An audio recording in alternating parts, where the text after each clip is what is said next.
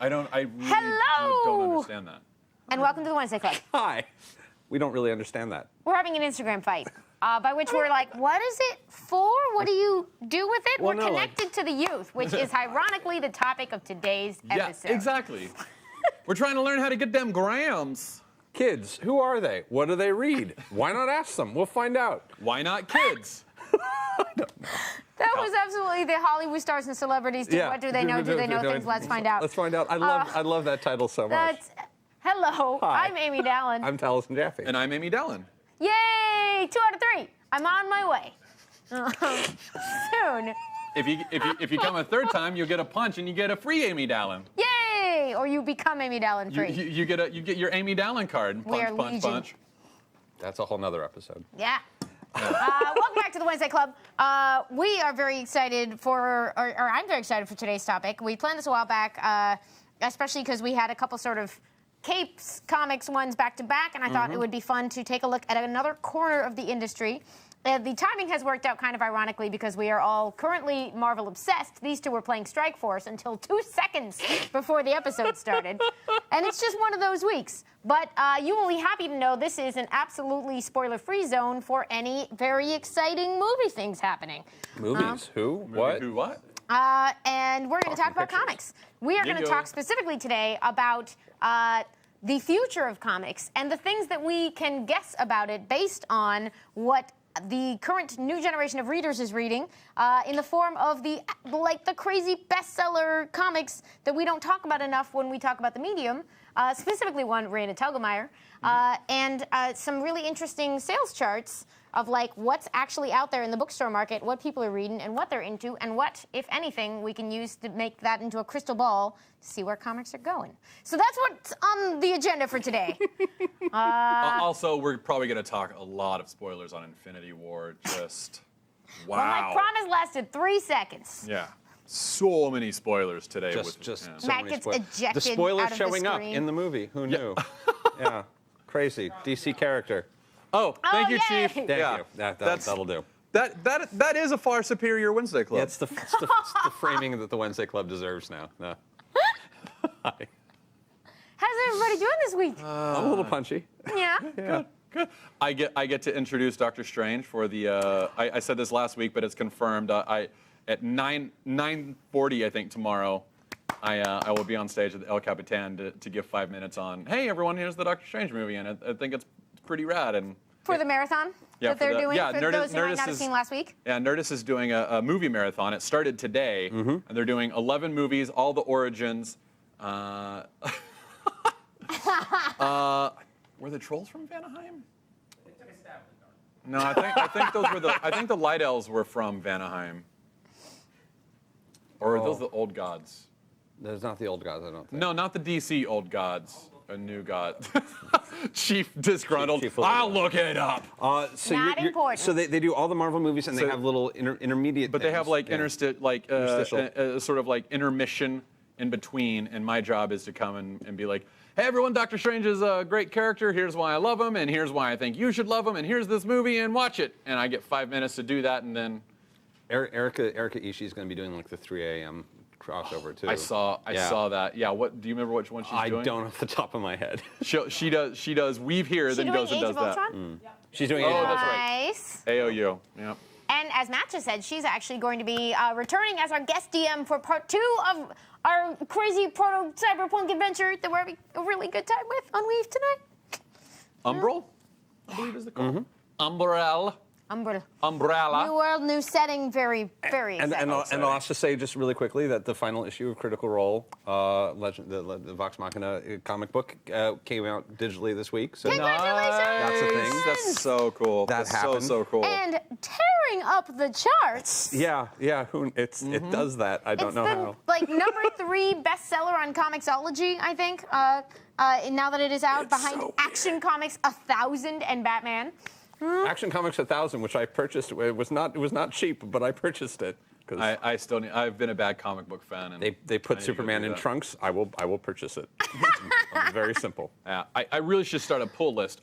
Oh, speaking of No one weekly. can help you with that. No, I don't know anyone who works at a comic book shop who could help me. Speaking of a weekly thing that I should do, I believe it is time for the Daily Wednesday. What a beautiful segue. That was such a nice segue. Well, I'm drinking tea these days. I was like, so it's making me smart.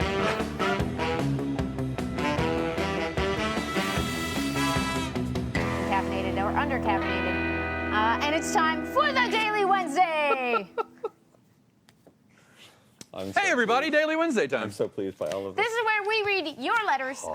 We thank you so much. We love hearing from all of y'all, the Wednesdaysies. I saw another round of superhero pictures go out. Yes, I Very saw cool. that. That made me quite happy. All right, so I'll take All the first one. Taking the first one? All right. Thanks for the rec. I like the beginning.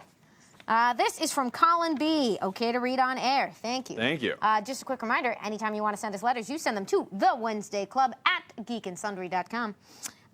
Supreme salutations to the always amiable Amy Dallen. Thank you. Aw, nice. The terrifyingly terrific Taliesin Jaffe. Thank Ooh, you. there's some good alliteration here. Yeah. And the mystifyingly marvelous Matt Key. Oh, man. You I'm might gonna need put to that make on my business cards. Yeah.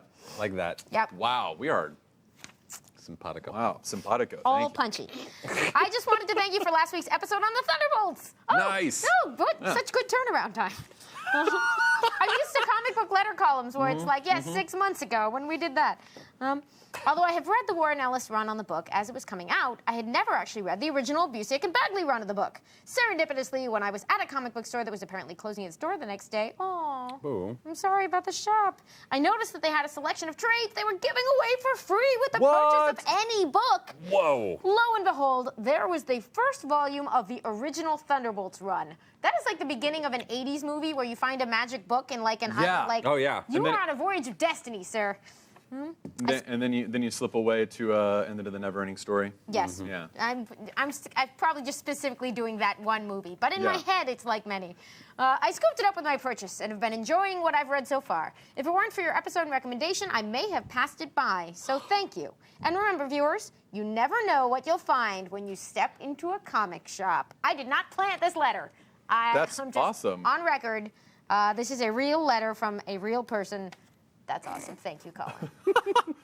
Here, throw me one of the planted ones. All right. The one of the planted ones. Dear Taliesin, your hair is excellent. Hi, Tumblr. Okay, no, sorry. You're running all those tumblers? I am, in fact, writing That makes every so Tumblr. much sense. I'm writing my own Tumblrs. 3 of them. This is okay to read on the show. Thank you. All right, thank you very much. This is from Jane. All right. Hey, y'all. This semester of college, I'm in a class called Religion and Science Fiction. Ooh, I want to be in that class. And it's just as awesome as it sounds. It Yay. sounds pretty awesome. My professor even scheduled the syllabus around Black Panther so we could go see it as a class. That's magical. Aw. The religion department has to pay for us to go see it. Hashtag hack the system. Well done. Nice. Anyway, we have to write a research paper for our final, and my topic is the influence of Judaism and Christianity on modern American superhero comics. And good topic. Wow. And I was definitely inspired by y'all when I was picking the topic. I'm presenting my research to the class later today. This may actually be today. What day is it today? I don't Oh, it might be Why, last it's week. Christmas Day. It's 25th. Okay, last week. I just was kind of curious if it was happening right now. Later today, but it was the beginning of my presentation. I'm going to attempt to do the impossible and give a brief summary of the comics industry in the U.S. because I don't want my class to be too confused, so wish me luck. Wow. You have our time-traveling good luck. Yes. Anyway, here's some cool facts I learned in my research. It's unconfirmed exactly what day in 1938 Action Comics #1 came out, but one of the most common theories was that it came out April 18th, 1938, aka exactly 80 years ago today, or the day that it was. Today is also my dad's birthday, but he's not turning 80. Still a coincidence worth looking into. Yes. Is your dad Superman?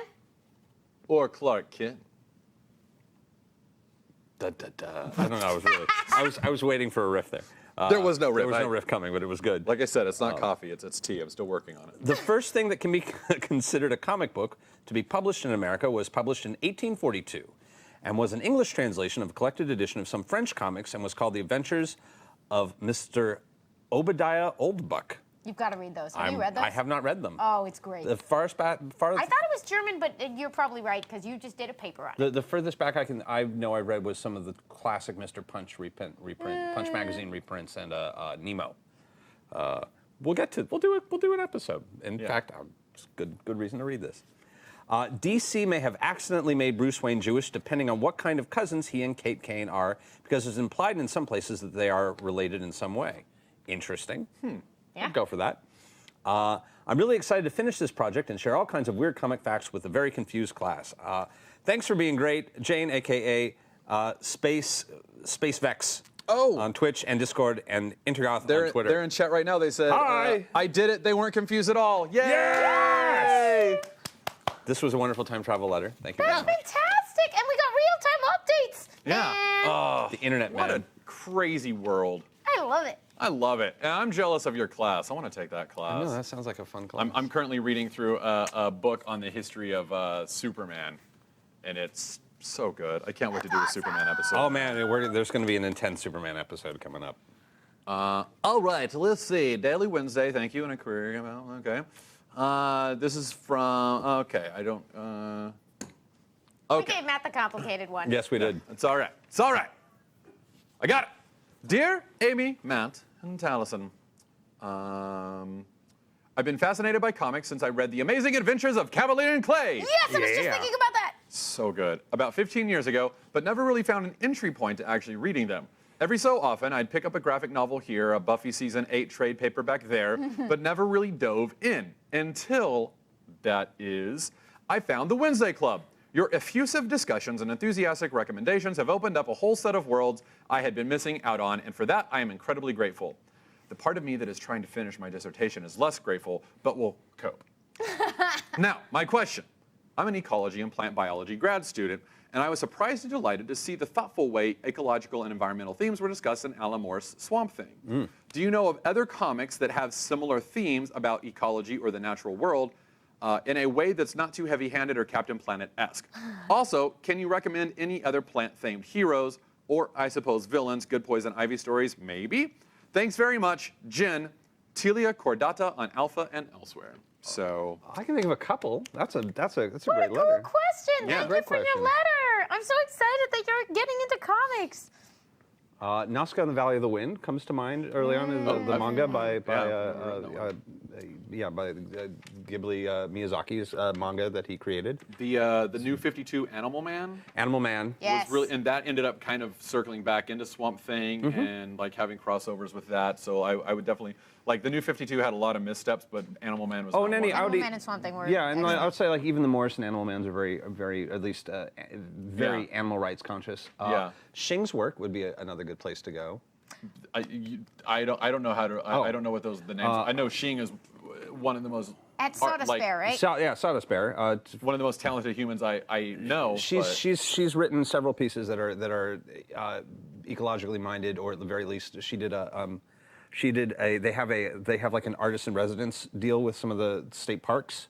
She did an artist in residence book that was quite good, all about staying at the state park, and Yeah. and that was She's that was amazing. quite interesting. Coincidentally enough, married to our friend Jason Bender, who is one of the creators of the Marvel app game that we're in love with. What? What a talented family. They And they helped me propose to Brittany. Yeah, well, most of Los Angeles stuff. To be fair, that was yeah. a cast of thousands. True. True. You think I'm kidding? I'm not kidding. You can watch it on You YouTube. can see it on YouTube.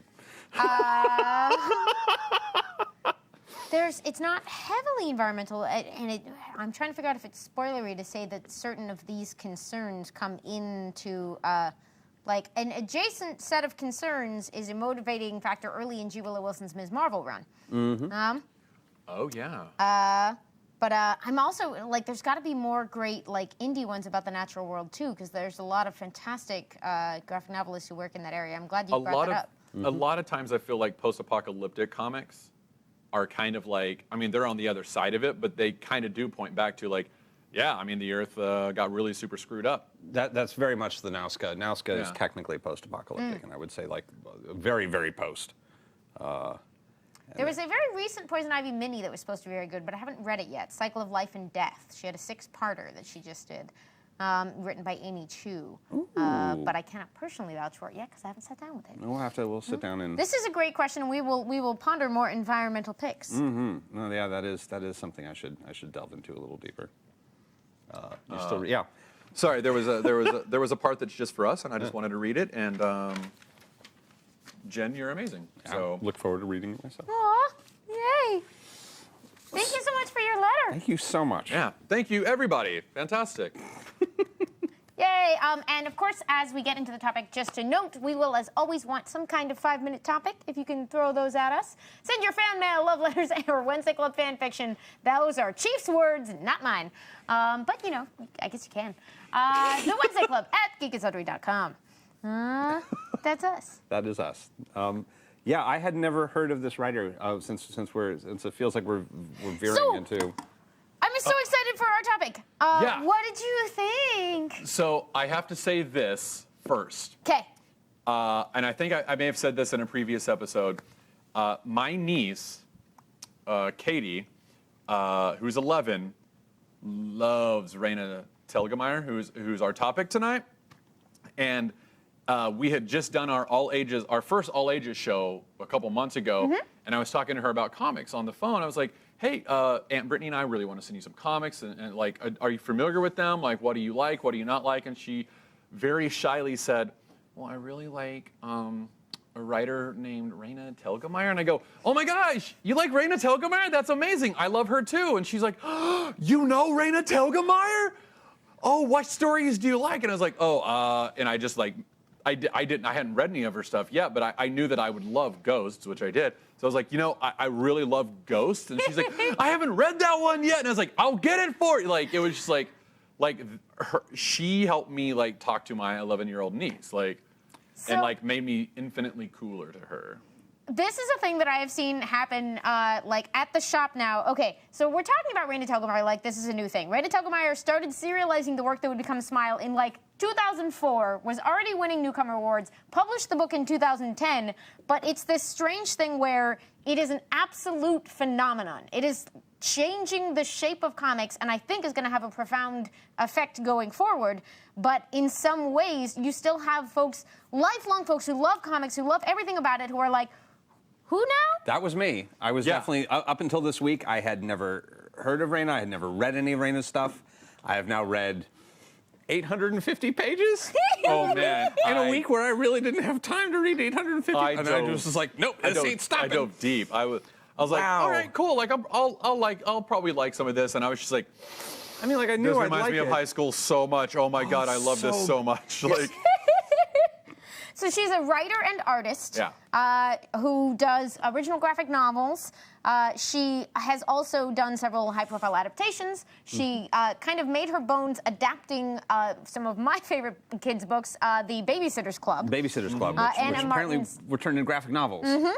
And in the meantime, she was working on, and I love this about her, like, she was making, like, hand-printed 12-page mini-comics to sell at small shows, and met somebody at Scholastic who was like, we're kind of looking into doing graphic novels. And that led to the Babysitter's Club deal, and that led to, she was an early, like, webcomic scene person in the mid-2000s, like, she started doing these sort of slice of life stories about, like, some weird stuff that had happened to her, and it became the graphic novel Smile, an autobiographical. 2 of her major books so far are autobiographical, and 2 are pure fiction of her own invention.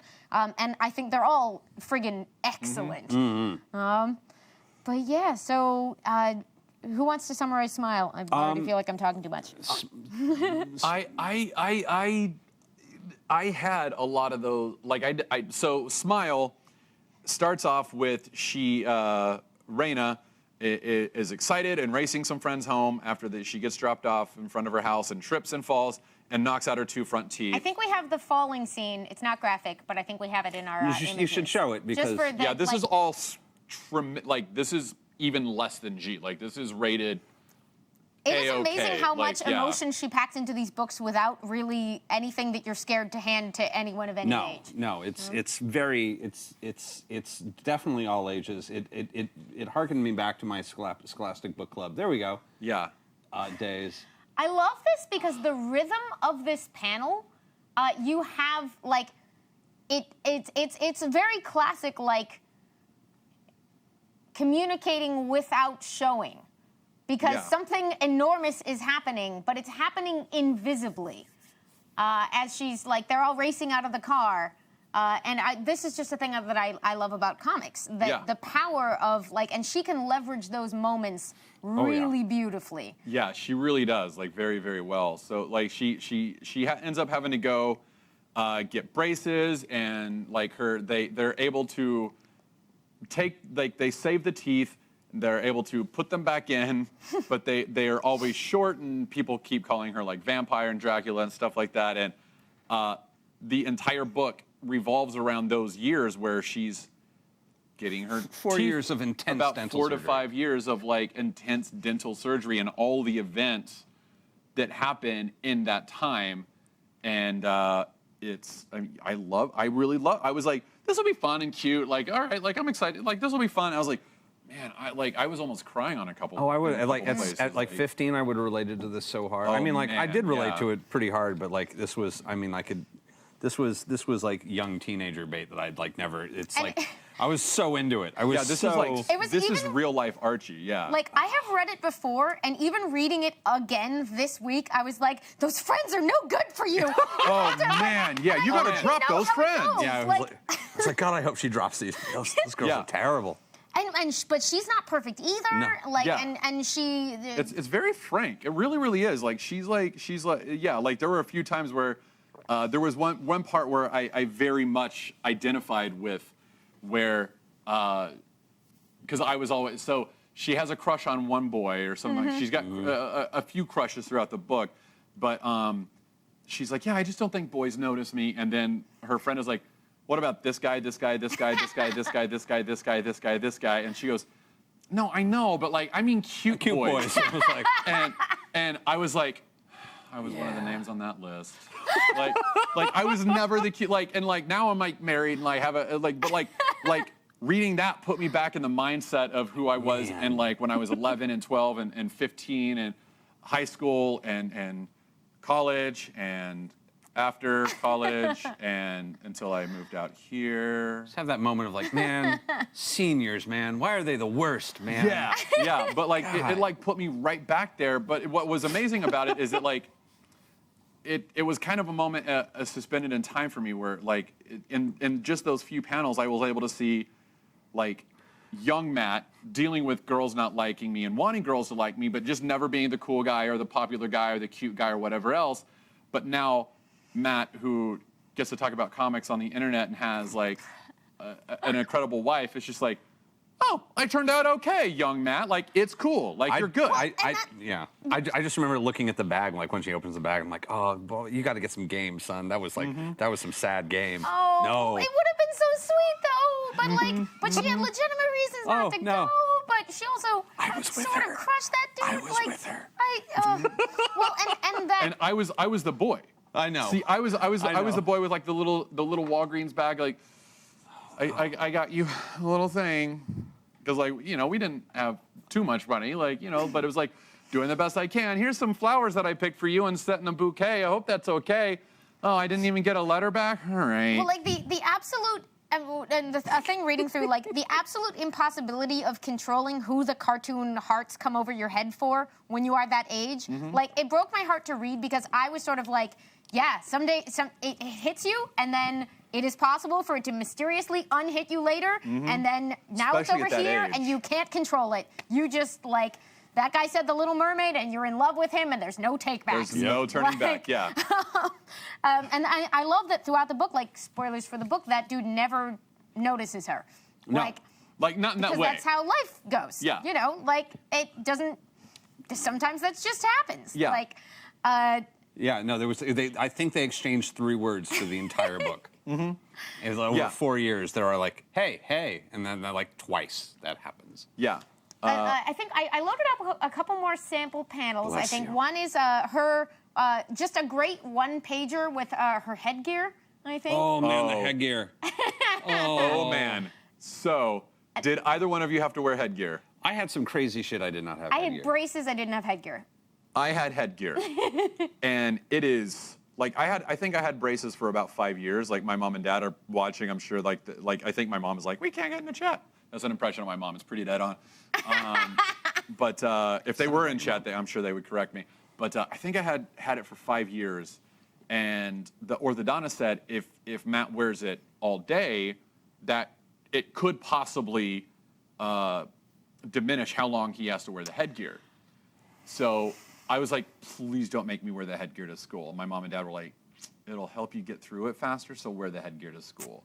So like I was the kid with braces and headgear in 3rd and 4th grade, just like, yay, girls are loving this. Of course, I was barely noticing girls at that age. I just wanted to not be a punching bag. In my case, I had the braces when I graduated high school. Oh, no. I was kind of late with it, and I also looked young for my age, so I looked like a lost 8th grader, like at best, at my own high school graduation. It was great. Everyone's like, wow, Doogie Howser, all right, good for you. Good for you, smart kiddo. But, okay, the headgear page, another thing I love about it is that, you can see clearly her cartooning influences, which come both from comics and from cartoon strips. And it's a masterful gag page. Yeah. It's just, there's no dialogue for half of it. She's just like fiddle, fiddle, fiddle, one-liner. And then there's the way she sneaks heart into the book. I pulled out another page that I think says, maybe we should talk. Because it's this wonderful page where she's just complaining about the stuff that she has to go through with her mom. And it's like, lots of kids wear funny stuff to help fix their bodies. You probably just don't realize it because no one talks about it. She goes, well, maybe someone should start talking about it. Maybe we'd feel less like freaks. And it's just buried in the book. You can skim right past it. Oh, yeah, no, but right I in hit there, that too. It was like... It's this thesis statement, and one of these reasons that, the reason that you read this book and you tell all your friends and they tell all their friends and they tell all their friends, and 8 years after publication, it is still selling... What did they say for this year? Hold on. It was a ridiculous number. You pulled out a number that made me guffaw. This was the, this year, Smile sold well in excess of 160,000 copies. Because in its 8th year of release. So these numbers are, I have printed out a webpage. I'm advanced. There is a man named Brian Hibbs who does a yearly rundown of his best estimates of bookstore sales for comics. Wow. Now, there's a lot of caveats to this, so enormous paragraphs of explanatory text here. Brian Hibbs runs a comic book store, I believe, and he writes on comics, and for years he's been kind of getting a hold of what's called book scan figures. The cool thing this year is that he finally has, a real relationship with the book scan people, and they are giving him real numbers, so he doesn't have to sort of... Oh, my God. ...acquire them anymore. To write about this. And so here's the caveats about BookScan. BookScan is kind of a Nielsen's for books about the bookstore market, but with big asterisks. And those are, they get reporting data from a lot of bookstores, a lot of chain bookstores, some independent bookstores, but what they don't have are specialty stores like the entire direct market of comics. So Diamond is a separate pool of numbers from these. But BookScan's going to be your Barnes & Noble, your Books A Million, those, I haven't vetted those names, but a lot of bookstore sales are in there, but libraries aren't. Scholastic book fairs are a separate channel. A lot of independent bookstores don't end up in BookScan. So essentially what Hibbs says when he does these numbers every year is you can't take these as absolute numbers. They only represent a portion, but you can track them year to year and you can look for patterns. Because ideally, the thing that they're tracking, because he's been doing this for almost 15 years now, in depending how much he's able to get of the data, and now he'll have complete data. Yeah. So he tracks it over time, and so I spent a lot of time with his write-up of this year's sales numbers, so that not counting comic book stores, not counting libraries, not counting whatever independent bookstores, not counting Scholastic book fairs. Smile, by itself, not in the books, as well as charting in the box set with the others, by itself, racked up 159,860 book scan sales. Oh, my God. And this last year? This last year, just in 2017. Those are golden age comics are just being born. Raina Telgemeier individually sold over 1 million comics in the book scan. 1 million. Just in the book scan. Those are... Last year. Those are actually comics number 3 numbers. Yep. That's Nothing does numbers like these. Like nothing has done numbers like this since the 40s. Like. I think as of the time, the first printing of Ghosts, I saw an old news article. Ghosts is the most recent of her full-length books, and it had a first printing of 500,000 copies. They just started with a nice, safe 500,000. For which book? For Ghosts. Because by this time, it came out in fall of 2016, and I think at that time they estimated 6.6 million of her other books that were in print. Wow. Like, these are insane numbers. Like, wow. And it's been amazing for me to watch in the shop because the sort of, if I reduce it down to the archetypal version, it is a little boy or girl coming in with their parents who are sort of like, is there anything here you'd like? And the kid says something about Raina Telgemeier, and their parents' eyes grow 4 sizes because their kid just said 6 syllables that made no sense to them. And because she is not just, like, she's hooking people on comics, and she's introducing them to like, they are learning who makes them, which is this amazing, like, it's a mental leap. A lot of kids watch cartoons, and only a small number of them pay attention to, like, somebody made this. Somebody had to sit down and do this. Yeah. That's a thing people can do. Raina, these books are about that, though. First of all her autobiographical ones, her hero draws pictures, because it's Raina. Yeah, because it's Raina. She fell in love with that, yeah. Like, that was one of the things, I think, in Smile, where she went and saw Little Mermaid and was like, I want to be an animator. I want to draw. That's all I want to do. And, like, in the book, that's what she starts doing from there on. And it's cool because that's in the background of the book, but we, the readers, know how that story ends. Yeah. It ends with this copy of Smile. And it's super, super beautiful. Oh, man. Yeah, that's mind-boggling. Yep. So Raina Telgemeier events, like, the line starts 2 hours ahead of time. She is a one-person phenomenon, but she's also part of something larger, which is that, like, when Scholastic talked to her, when she was pitching the Babysitter's Club book, when they were like, basically there's this anecdote that she was at, like, an art gallery party in 2003 or 4, and she met an editor who said, we're thinking of starting a graphic novel imprint. And it's like, and very much the rest is history. So this... Oof, wow. We have a couple of places that we can go, and I want to let y'all help me shake it. We can go into some of the other titles that are top sellers that we talked about, and we can go into more of Raina's work. May I say something that I think I read maybe 3 or 4 of her books this week. Cool. One of the things that I noticed that I really loved about her was that she, like in Ghost, she handles a girl with cystic fibrosis.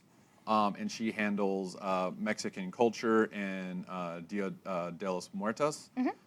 She has a couple of gay characters in drama.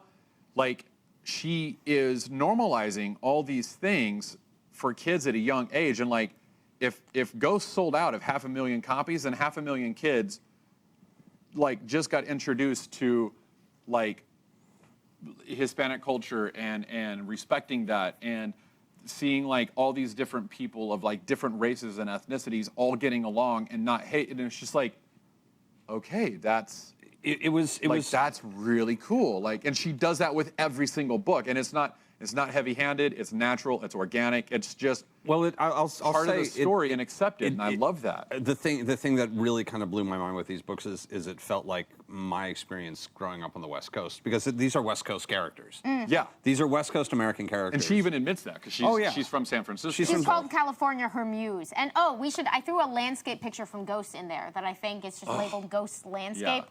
Because she does this brilliant, simple cartooning, but then every once in a while she turns around and just does some spectacular... God, yeah. It's amazing. Oh, God, that picture. God, it kills me. I think the figures are on the left. They're slowly coming into... It's you just turn a page and, hey, the whole world. And I think it was at the end of Ghosts where she had, like, she has said she had been working on that comic for 10 years.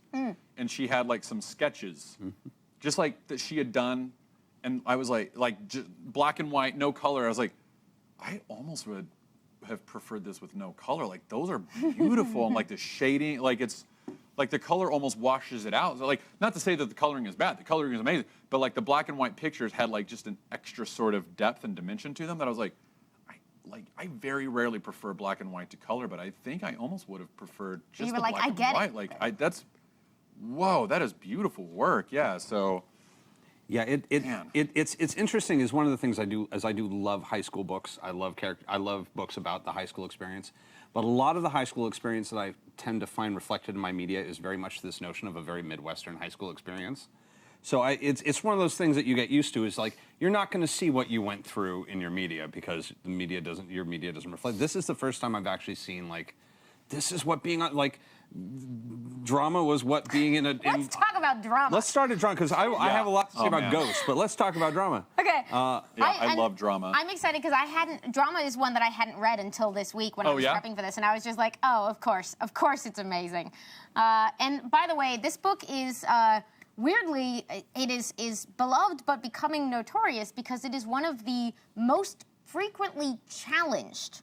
When CBLDF does their banned books week, when libraries talk about like, this is a book that keeps getting flagged for inappropriate content because it has very sweet, ordinary, completely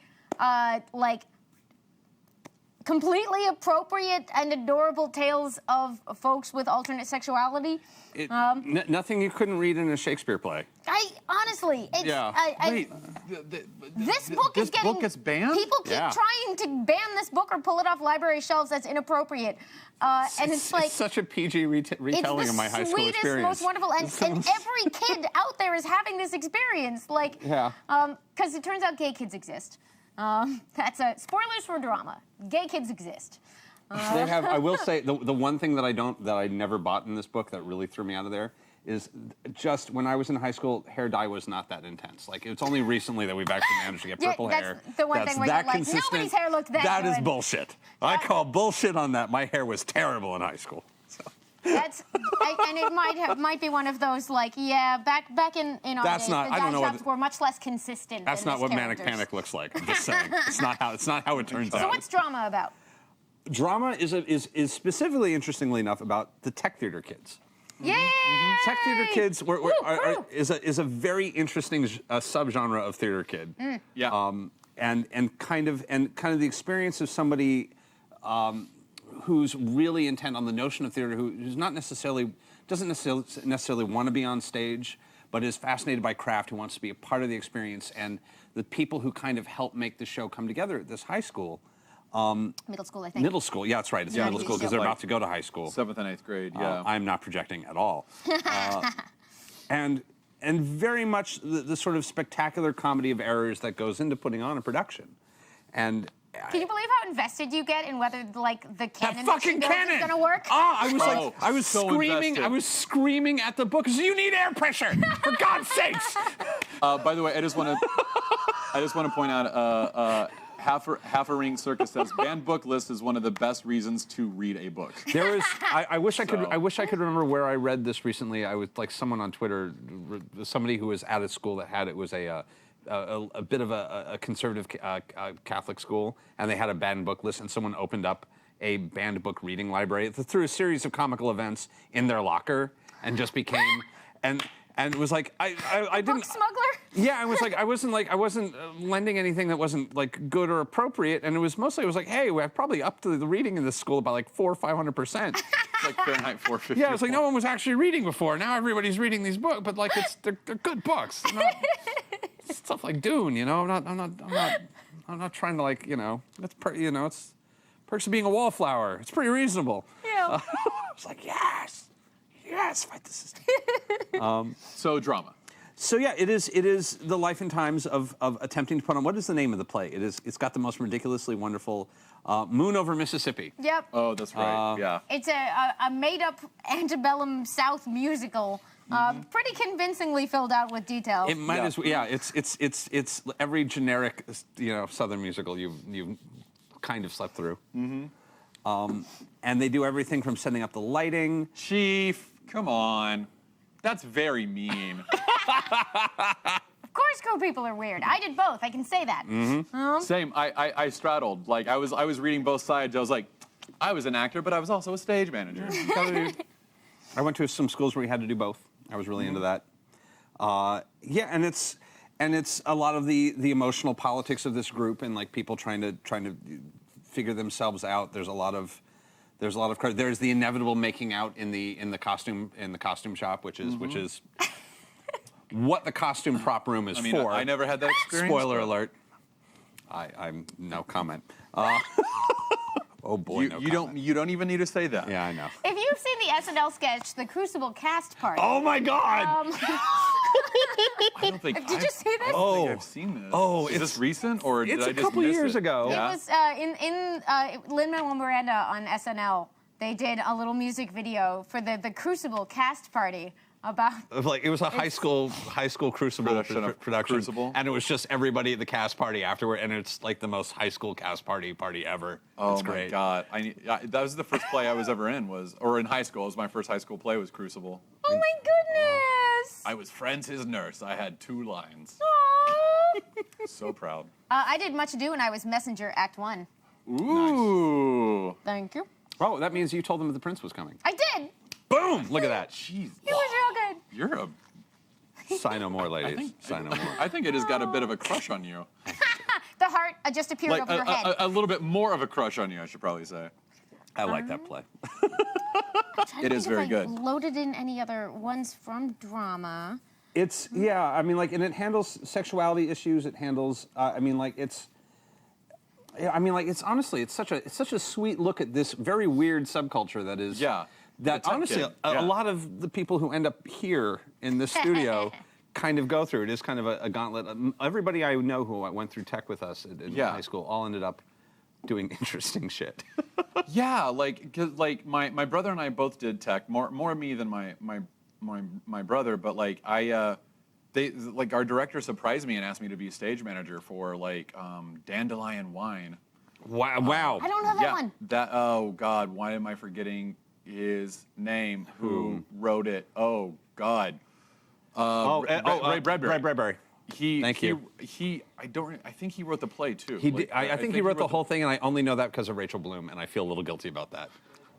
But it was surprisingly complicated with its tech cues, and I'd never done stage managing before.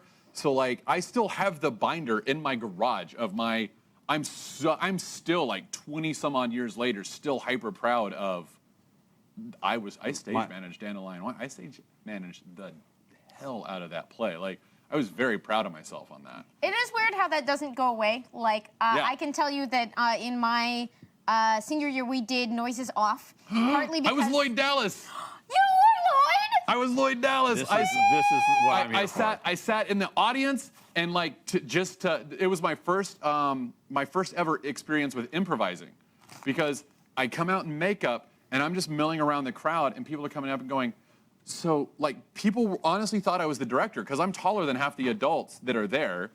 So, my makeup was done relatively well, and people are coming up and saying, so, people are pointing at you saying that you're the director? I was like, yes, I'm the director. Excuse me, I need to get, I'm sorry. I don't know what you're doing in my lobby. I've got to get to set. Thank you. This is the cutest thing I've ever heard. And, I would just beeline This it to must be set. on video somewhere. And I would have teachers come up and be like, Matt, I'm so excited to see your play, and I would pretend I was like, I'm very sorry. I think you have me confused. Have you with all seen someone Vanya on else. 42nd Street? Seen what? Vanya on 42nd Street. No. Okay, tangent. I still need to track down a full-length copy, but we watched a chunk of it in class years ago, and it was a production done, I don't know when, but it was this incredible theatrical production that luckily somebody agreed to tape, where they were staging Uncle Vanya, but rather than staging it, they had a very small group of amazing actors who were just sort of, they would do that transition from casual conversation into the script, but they would do that every time, and they would do it for 16 people at a time in New York. And they never officially performed it, but they would just start it and rehearse it for people for however long this run was. And I'm totally blanking now, but I feel like it was Wallace Shawn playing Uncle Vanya, and he essentially said, "Oh my God, I would never have agreed to take this part in a real production because I don't think I could do it. But for this, I did." And so, anyway, I might have some, like, it was one of the coolest things I've ever seen was watching that in class. And what was it called? Vanya on 42nd Street. Oh God, that's amazing. Because they were literally just doing rehearsals. High school theater, man. So theater kids. Yeah, no, it was super fun because like there were people in the audience who they just thought I was like they didn't realize I was actually an actor in the show. So like there would be people that I would have to crawl over to get and be like, "Excuse me, sorry, I'm so sorry. Please stop." And people would be like, "What is going on?" Like people had no clue. It was Noises Off so is fun. about putting on a production. It is a British farce, one of my favorite plays of all time. And in it, they're putting on a play called Nothing On, I believe is the name of it. that sounds right. And the play starts, and it's like it's an actual play, and it's a French kind of comedy, sex farce kind of thing. And then the director stops it and goes up, and he's like, "You always mess up on this line. Opening night is in a month, or like it's in a week.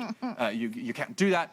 The second act is the play, but all going wrong from backstage. So the audience has seen it from the front stage. It's now opening night, and the entire set's been turned around. So that is, in fact, how you put the show on, and why I was so excited. Because they floated it past us when we were picking a play, and the person who has no sense of proportion went, "We should do this," and they were like, "We don't have a real theater department. You're insane." And I was like, "But I bet we could." And so, because I went to a school for science and math, nobody had a drama class because nobody had room in their schedule to take drama class. So it was just a drama club with like a helpful advisor and like $200. So somehow we decided on and successfully executed the rotating set play. We got the 8 doors down to 7. Because we just couldn't afford that many doors on the rotating set we needed to construct and move around ourselves. There are, I believe, 14 plates of sardines. I ended up doing props and understudying every part. And theater stuff stays with you. It's one of my favorite high school memories is doing that play. My girlfriend in high school, this is my favorite, was like decided to join theater, I think, just so we could hang out more. Oh my God. About a month into it, decided that the theater department was far more interesting than I was. It went well, took over the theater department, basically headed it, and then ended up teaching tech theater as a career. Oh my God.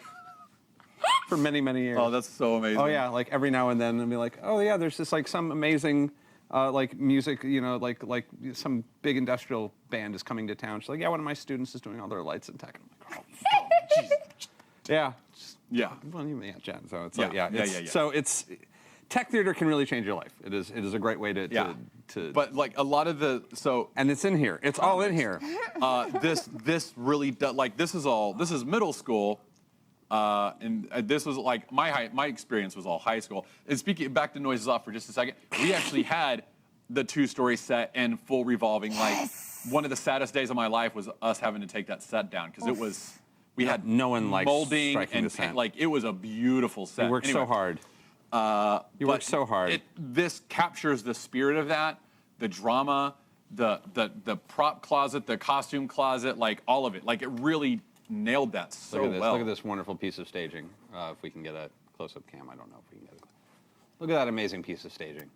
And that's when she's doing her research because the character is inspired by set design. And she's like, "I want to do something like this." And that's one of those cool moments where, like, this lovely little simple style that Raina has reveals all this incredible proficiency and just evocativeness.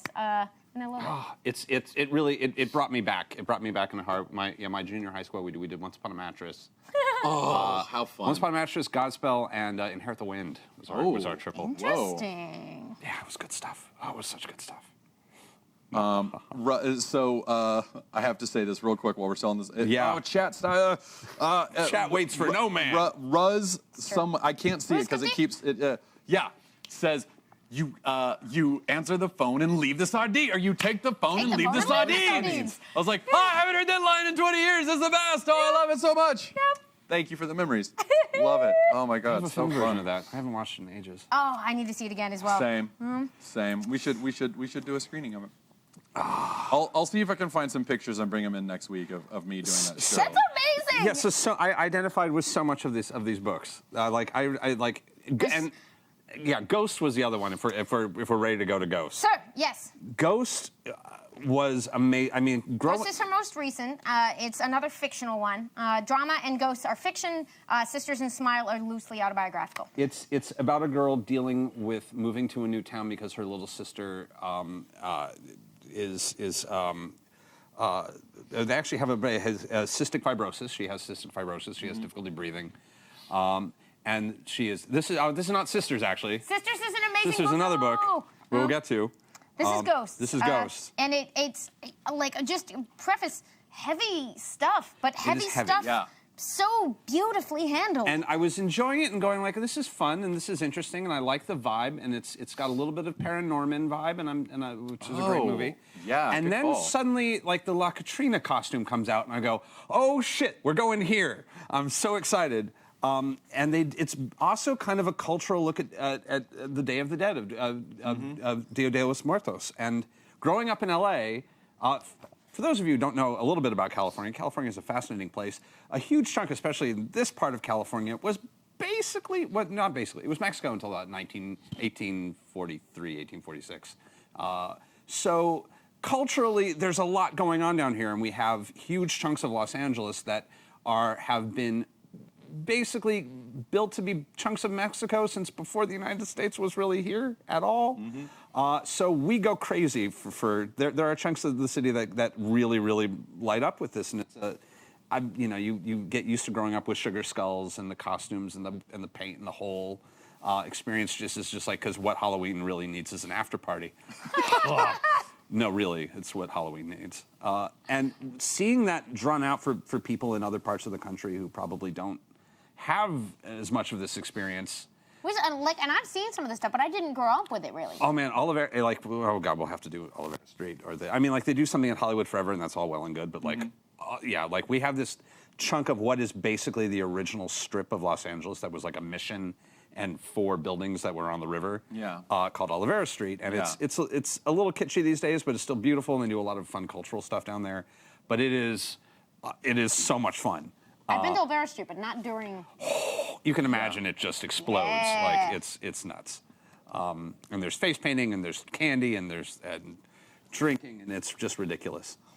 And seeing all of this laid out for kids, and I love the fake in and out. It is so California. Yeah. What was it called? The idea Double is back. They moved from Southern California to Northern California, and now having lived in both places, it's interesting to me where I'm like, yep, that part of me's from there, and that part of me's from there, and yeah.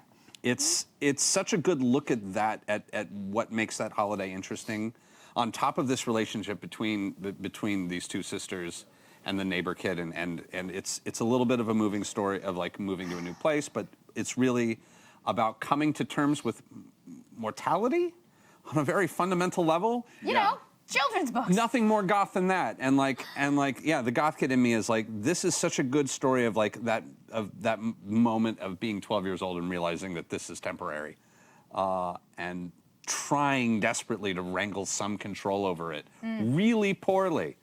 And it's also, there's beautiful. Once again, another heroine who makes mistakes, which I like, who, struggles with not wanting, she's mad that she has to move, and she knows that it's selfish to be mad, but she's still mad, and what do you do with that? It's her own fear and anger are really what the whole story are about, is just her dealing with her fear and her anger. And it's... the thing that, really struck me about it was the arc that she goes through. She wrote the arc for the main character. What's the main character's name? Katrina. Cat. She wrote the arc really well and very believable, where she's like, I don't want to move. Please don't make me move. I love my sister, and I understand why we're moving, but this is so not fair, and this is so not right. Oh, great. There's a kid here who is, being friendly to me. I don't want to be his friend. I have my other... it's so believable and so real. And the transformation that she goes through from the beginning of the book to the end is just so well timed and spaced and measured, so that it's not like, I don't want to be here, I don't want to be here, I'm here and this is great. It's, all right, I guess he's okay. And you exist in that for a few more chapters, and then it's like, he did a really cool thing, and maybe he's kind of cool. Then you exist there for a few more chapters, and it's like, all right, he's pretty cool, and this town's kind of cool. All right. And by the end of it, she's like, this is great, and I love it all. But, like, the path that she takes is very believable and balanced and measured and just very well written and executed. And it has some ups and downs. It is not an easy path. And so everything feels earned. And this is interesting because this story, Telgemeier, her other books are very strictly slice of life, and this one introduces a new element, an element of the fantastical. It is a ghost story. Yeah. It works so well. It's so funny, like, as comic book people, we're like, oh yeah, that's fine. But like, you realize that it isn't a given that somebody who excels at the other thing can just slide on over and tell these, like, stories of mythology and fantasy, and it's... And, like, the minute they make the La Katrina connection, my heart stopped. Like, I could not believe that they were actually going here with this, and it just... This story really did a lot for me. I mean, it was very intense. Not to interrupt, but we do want to remind you all to get your topics in. We're going to be doing our 5-minute Wednesday Club one shot at the end. So get those topics in. I've seen a few of them in the chat. Thank you. And our producer Liz will look over them and collect them and torture us at the end. So yay! This is, by the way, if you ever get a chance, feel free to Google the La Katrina. Yeah, hold on if we can get a close up on some of that. Which I need to do more reading on, because I recognize the image, but I'm not super familiar. It's a wonderful, like, it's kind of that holidays version of the Memento Mori, except it's so much more interesting, more beautiful, and more well defined on every conceivable level. It's I love the way that they kind of build it into the story in such a perfect way, and it's yes, this if I mean, I don't even know if this is the one to start with, but if you're...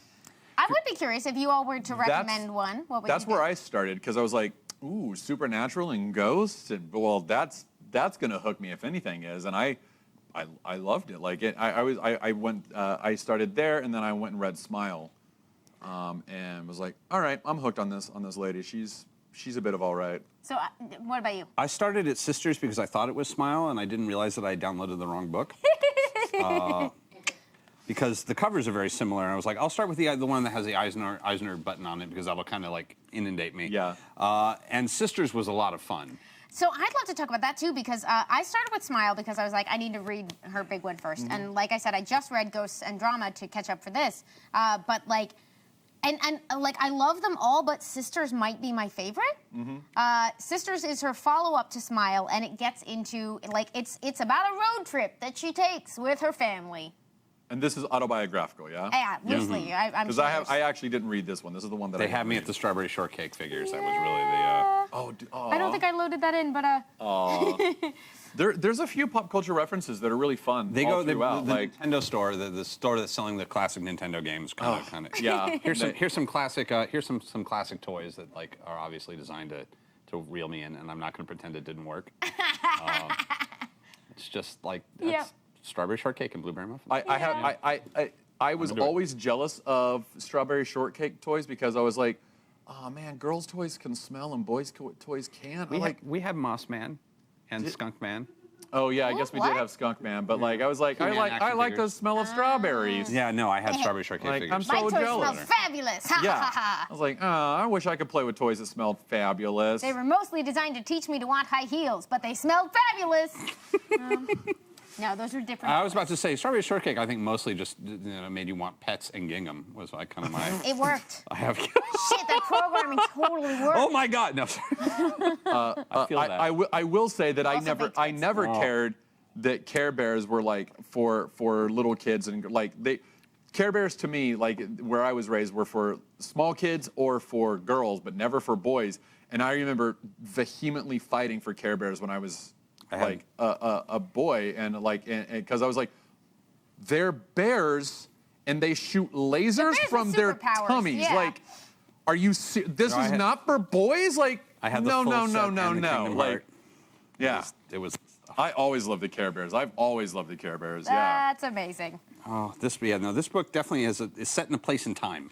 Yeah. I will say. And she's very, very good at picking out details from her actual, like, to fill out the world that she comes from, which, I mean, it takes a tremendous amount of work to take stories from your past and lay them out in a way that communicates clearly to the rest of us. Oh my God, that's so cool. I'm finding more icons of our youth. Yeah. Yeah. The clown lamp. The clown lamp. It really it does an amazing job of bringing you back to the 70s and 80s. And it tells you 80s. Again a story that is not easy. Like I'm very, very close with my brother and sister, but like I can relate to like parents fighting in a way that like I don't want to get into what happens in the book, but like there's a lot of the things that are not easy to deal with in life, including like it's, you know, she is fighting with her sister for like a lot of this book. Most of the book. Yeah. But the moments of tenderness mean so much to you because of how earned they are and how much you know that like she is not going to make it easy for you because she's being honest about what it was like to grow up. I don't know. It's real good. I actually overly identify because my mother did move to Colorado. So like they're stuck in Lovelock, Nevada at some point. I'm like, I've done that drive. Oh God. Oh. Amy, You forgive will me, I murder can't your remember. siblings. Do you have any siblings? I do. I have a sister and a brother. We are very close, partly because we moved around a lot and because our, not to get into this on the internet, but my wonderful, wonderful parents were fighting a lot, and that, along with moving, will bond you real fast. That will in fact bond you real fast. Yeah, That's it will. My mom and dad, I mean, I say that, but like my mom and dad didn't fight too much, so I don't know that from experience, but. And you've met my siblings. So. Oh, yeah. Oh. And you have...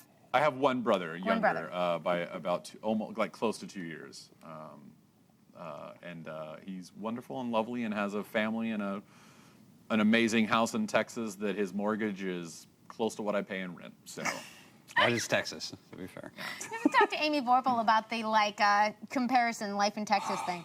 Huh? Yeah. She's got... I mean, like, yeah. So like my mom and did my dad year and my out there. brother and niece and nephew and sister-in-law are all in Texas still. Hi, Mom and Dad. There's so many That's amazing. needed. Oh yeah. I keep finding like just here. I even want to like wheel lock this so I can like do it sideways. I just keep finding amazing panels of weird childhood. She's terribly expressive. She wears her influences on her sleeve, but she's also very. I mean, you just look at her and you're like, oh, Raina. You can tell she grew up on Lynn Johnston, for better and for worse, and Calvin and Hobbes, Bill Watterson. Adrienne Tominé is an influence she cites, although I feel like practically like not that far ahead of her time-wise. I remember that sign. I mean, like, this is every bit of the drive to Colorado. It is kind of spectacular. Yeah. We took the drive to Colorado from Texas a lot because my mom was from Colorado, so we went and visited like every other summer. So we would take the drive through Oklahoma into Colorado. There are so. I mean, Colorado. It's look such at a beautiful state. this. I mean, like, there's no words here. It's such a well. I mean, there's so much to talk about this. About like the way that the memory, reacting to the memory of another family trip.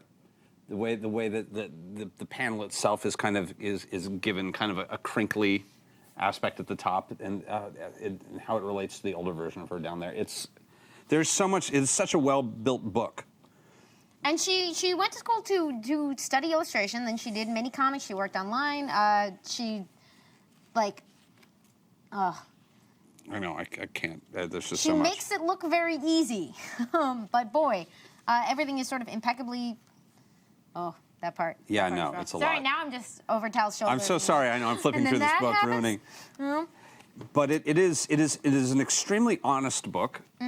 It is. I mean, as far as we know, she could be making it up. But if she is, she's doing it very convincingly. Even as being made up, it's extremely honest. Yeah. Yeah. It feels emotionally honest because of how it's complicated and it's messy and it's not a clear. It's not a clear story. Oh God, just so much of it. And it is, and at least from my experience, it is intensely identifiable. Oh God, here we go. Yeah, that's what I'm going to show off. Here's another. This is How to just, express an experience in an image. Oh, wow. Whatever's going on out there, not her problem. Oh, that's funny. I love her Walkman. I love the battery-powered audio cassette Walkman is the never-ending like search for more batteries for the Walkman to keep.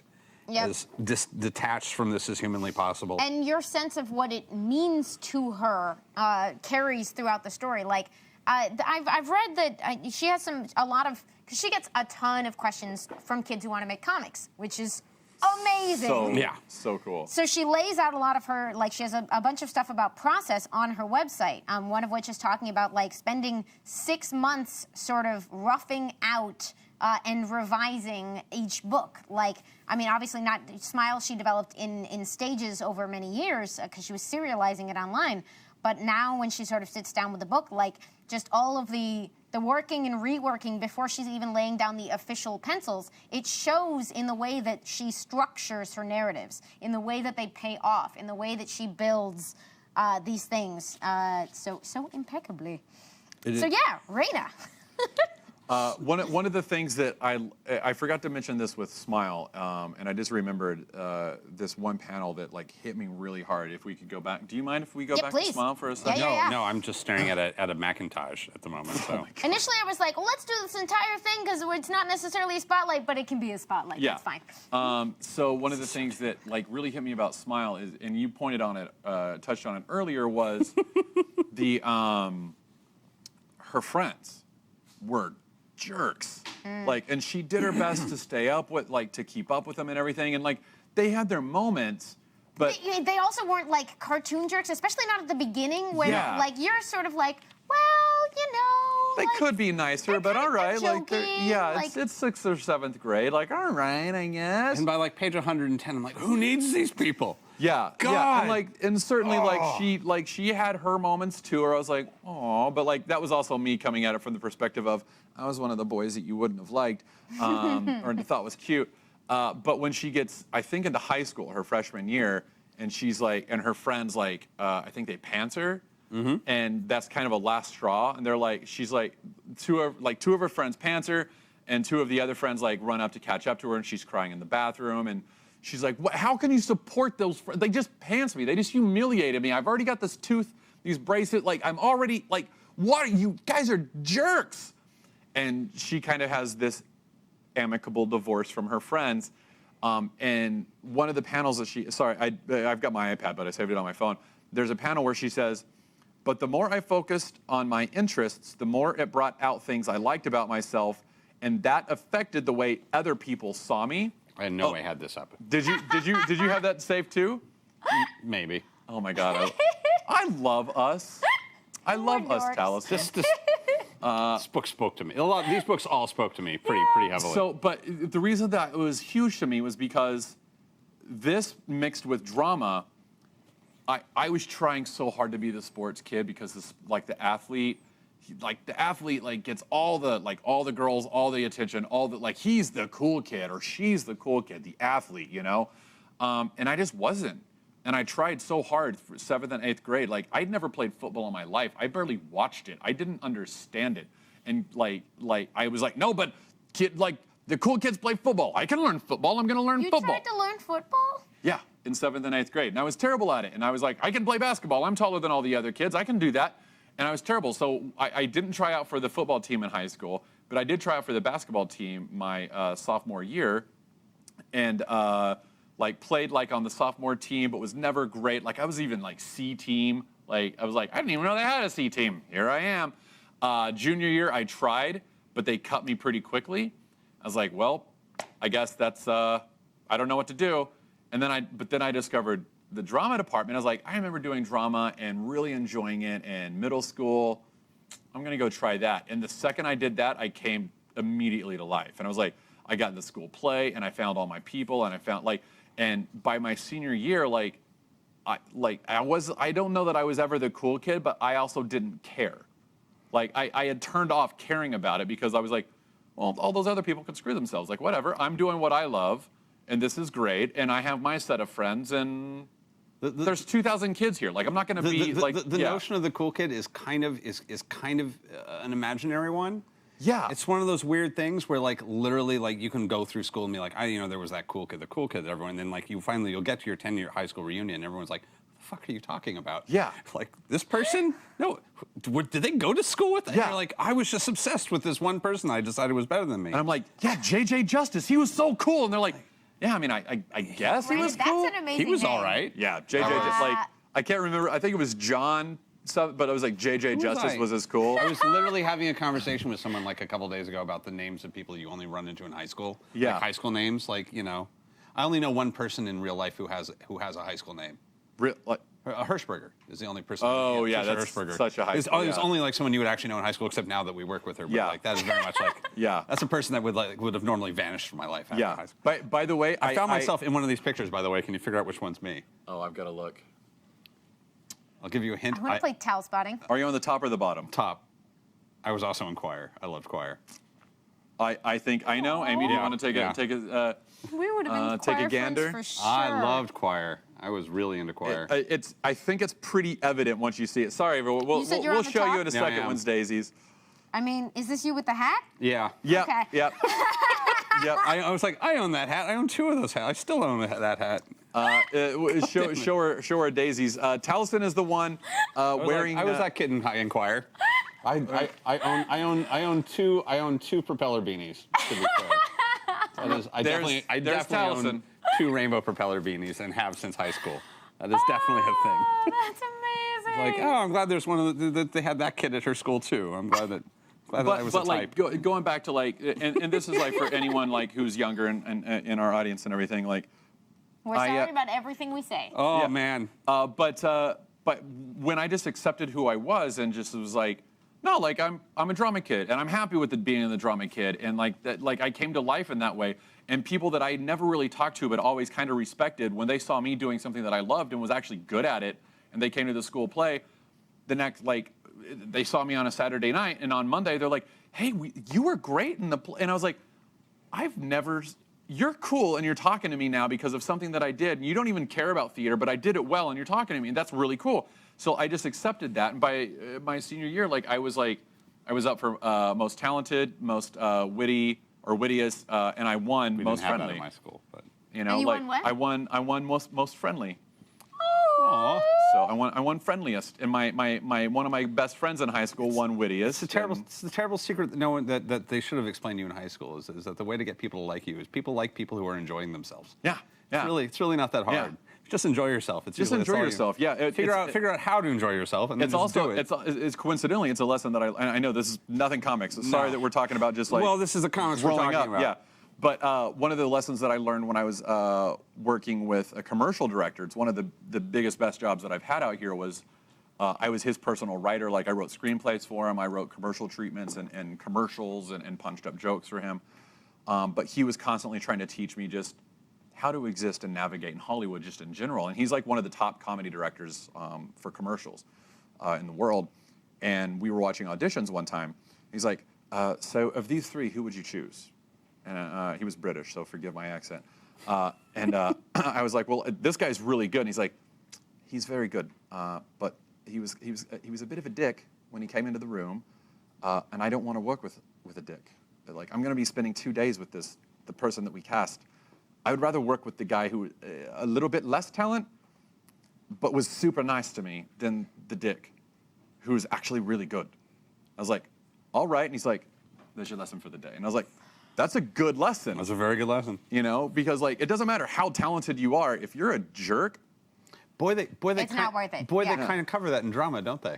And then Yeah. the comic book drama. Yep, that is they one of really the things do. to talk about is actors, man. So let's see, actors. I know. Although she's even-handed about it. A lot of tech kid perspectives are like all the actors are jerks, and I love that you get both here. You get both. the, like, I will say, in my household, and this is not a joke. I'm not kidding. We literally all had to raise our hands anytime we were talking about an actor to remind ourselves that we were talking about an actor. It was like, my it was, God. you know, she was an actor. Okay, everyone. This was a thing we had to do. I'm not kidding. So just as we round this out, part of the way this came up, and I recommend this article strongly. It's a lot to wade through, but it's tons of fun. Brian Hibbs, he does his Tilting at Windmills, I think was his, I think named back when he was just like, I'm going to try to analyze data I don't even have. And now he actually has the data. He pulls out the book scan top 20 for the year.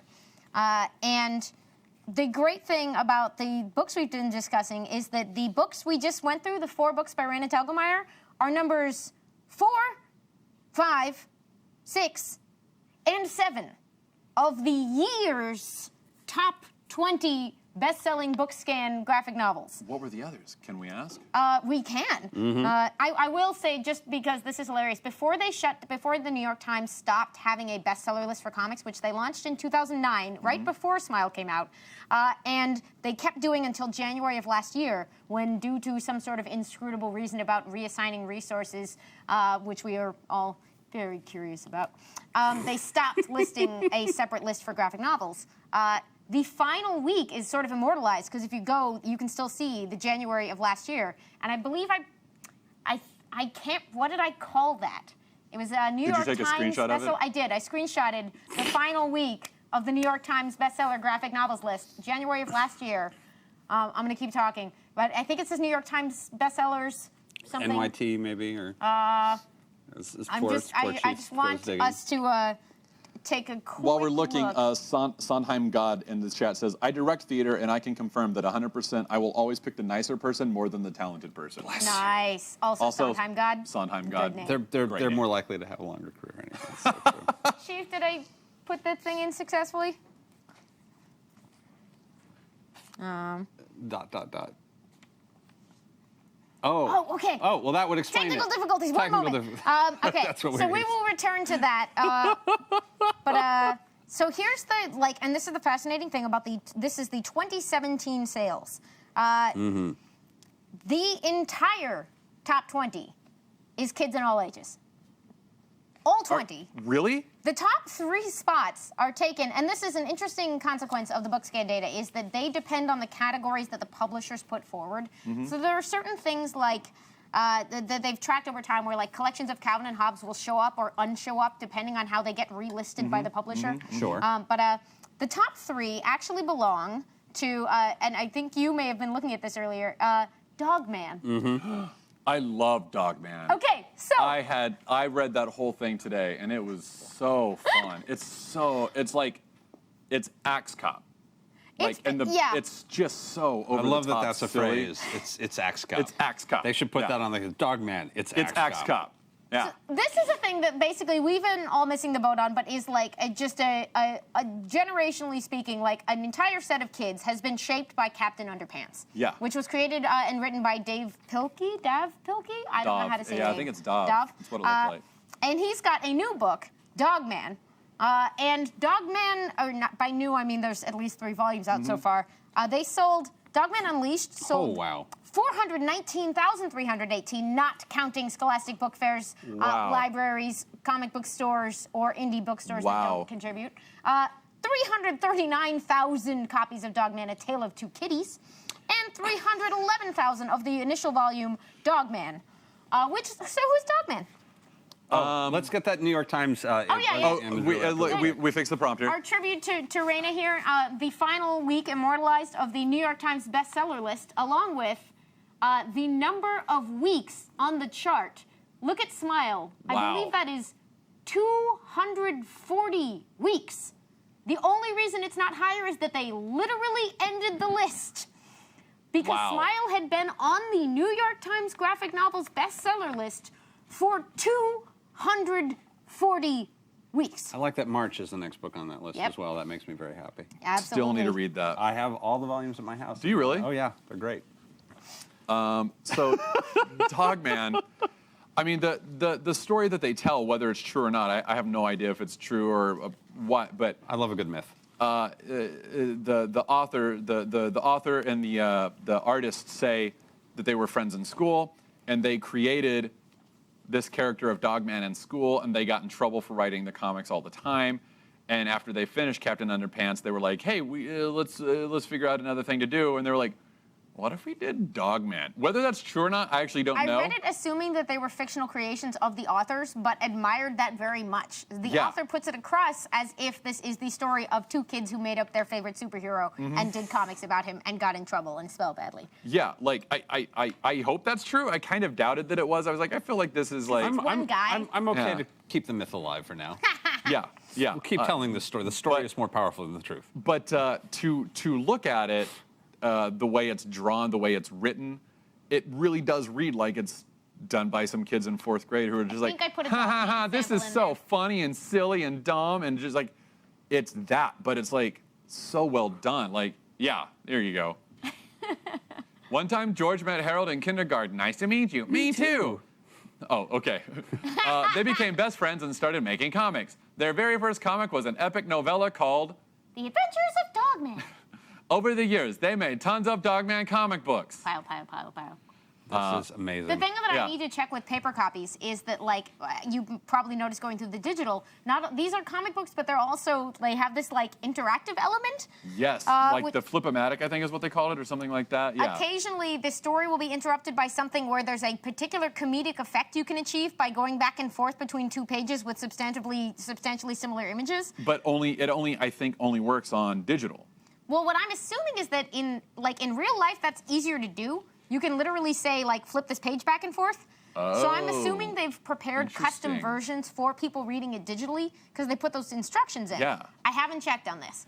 But it's very interesting because yes, it's a cool activity that you can do and they're funny jokes, but it, again, teaches kids to think about what they're looking at and Yeah. why it works the way it does. And interestingly, the second of the 3 things that we picked out for this week that has to do with, in this case, fictional probably, Yeah. kids making comics, kids telling their own stories. Yeah. And I was just fascinated by that.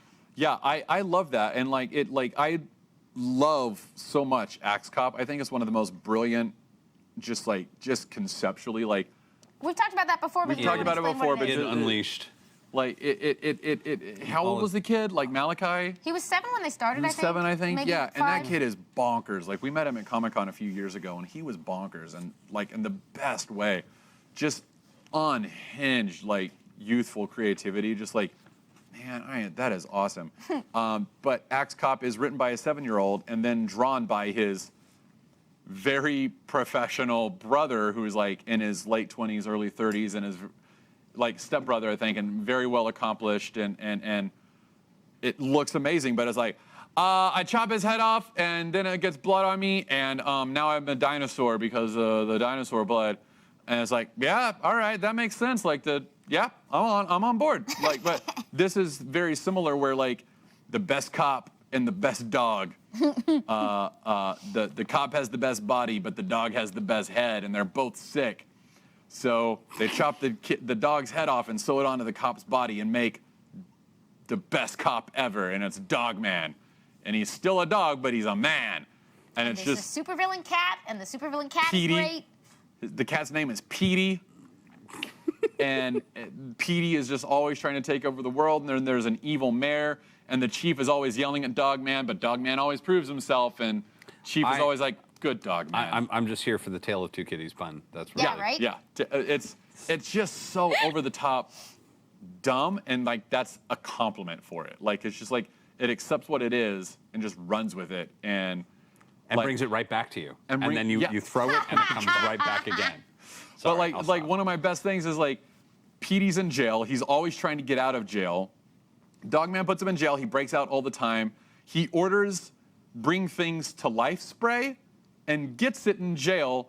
And then he brings a hot dog to life, and the hot dog steals the spray and brings other hot dogs to life. And then they terrorize the city Like you do. with a gigantic, like, Gyro statue mascot that they spray, and he comes to life, and Dogman has to save the city from an army of sentient hot dogs. And This could be a Doom Patrol issue, the way that you're No, describing I know. it, but like I'm into it. I know, it's just, it's so dumb and fun and just like silly, and you can see a kid write. It's like how, like to put your like to be an adult and be able to put yourself in the mind frame of like a kid and then write that way and draw that way consistently and just accept that. It's just so fun. But like I love that. It's really great, and it feels as if it is designed to get kids to be like, you know what else would be cool?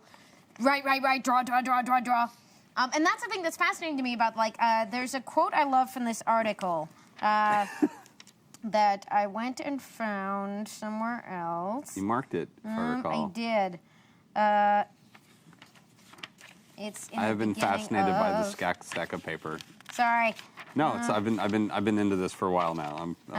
Because they break down. There So we go. The fact that Amy comes in with notes and printouts and everything else just makes me love her like 12% more. Oh no, like than I already did. She was like, sitting like highlighting things. I'm like, this is why I'm at. This is why I'm here. like this is like this is best club. what I show up best for. club. This is the thing I love, and essentially,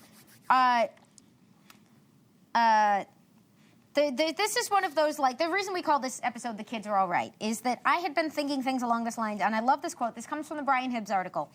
Another observation I have is the BookScan tracks, theoretically at least, since again publishers set their own categories, adult reading distinctly from YA and kids. I don't, says Brian Hibbs.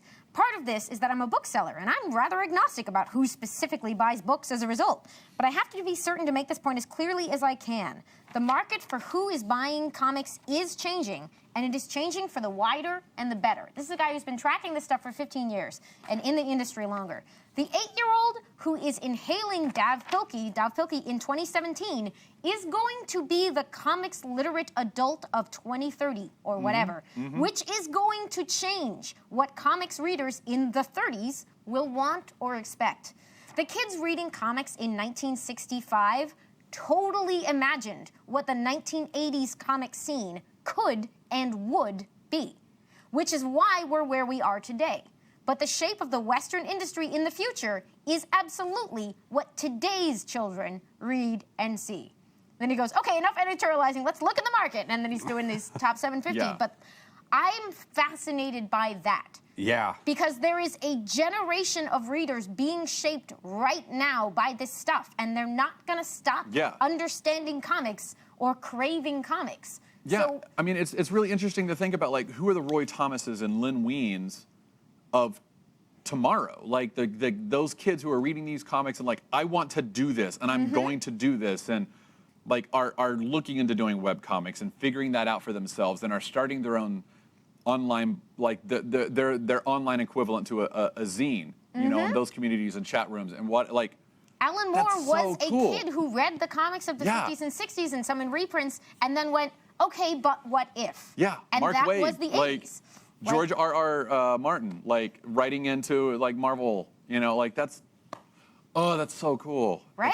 And like there's like such a bright hope in that statement that, like, because so oftentimes you hear like the naysayers and the doomsdayers for the comic book industry, like brick and mortars are closing and the industry is changing and it's all going digital, and Well, it's the mantra of kids aren't reading comics, but that's not true. They're just not reading your comics. yeah, they're just not reading like, Marvel. This So how do wasn't we, a banner year for growth. Comics were like the book market figures after several years of growing by like 10 or 15%. It was like up like 3%, and the direct market was down like 8 or 9, I think.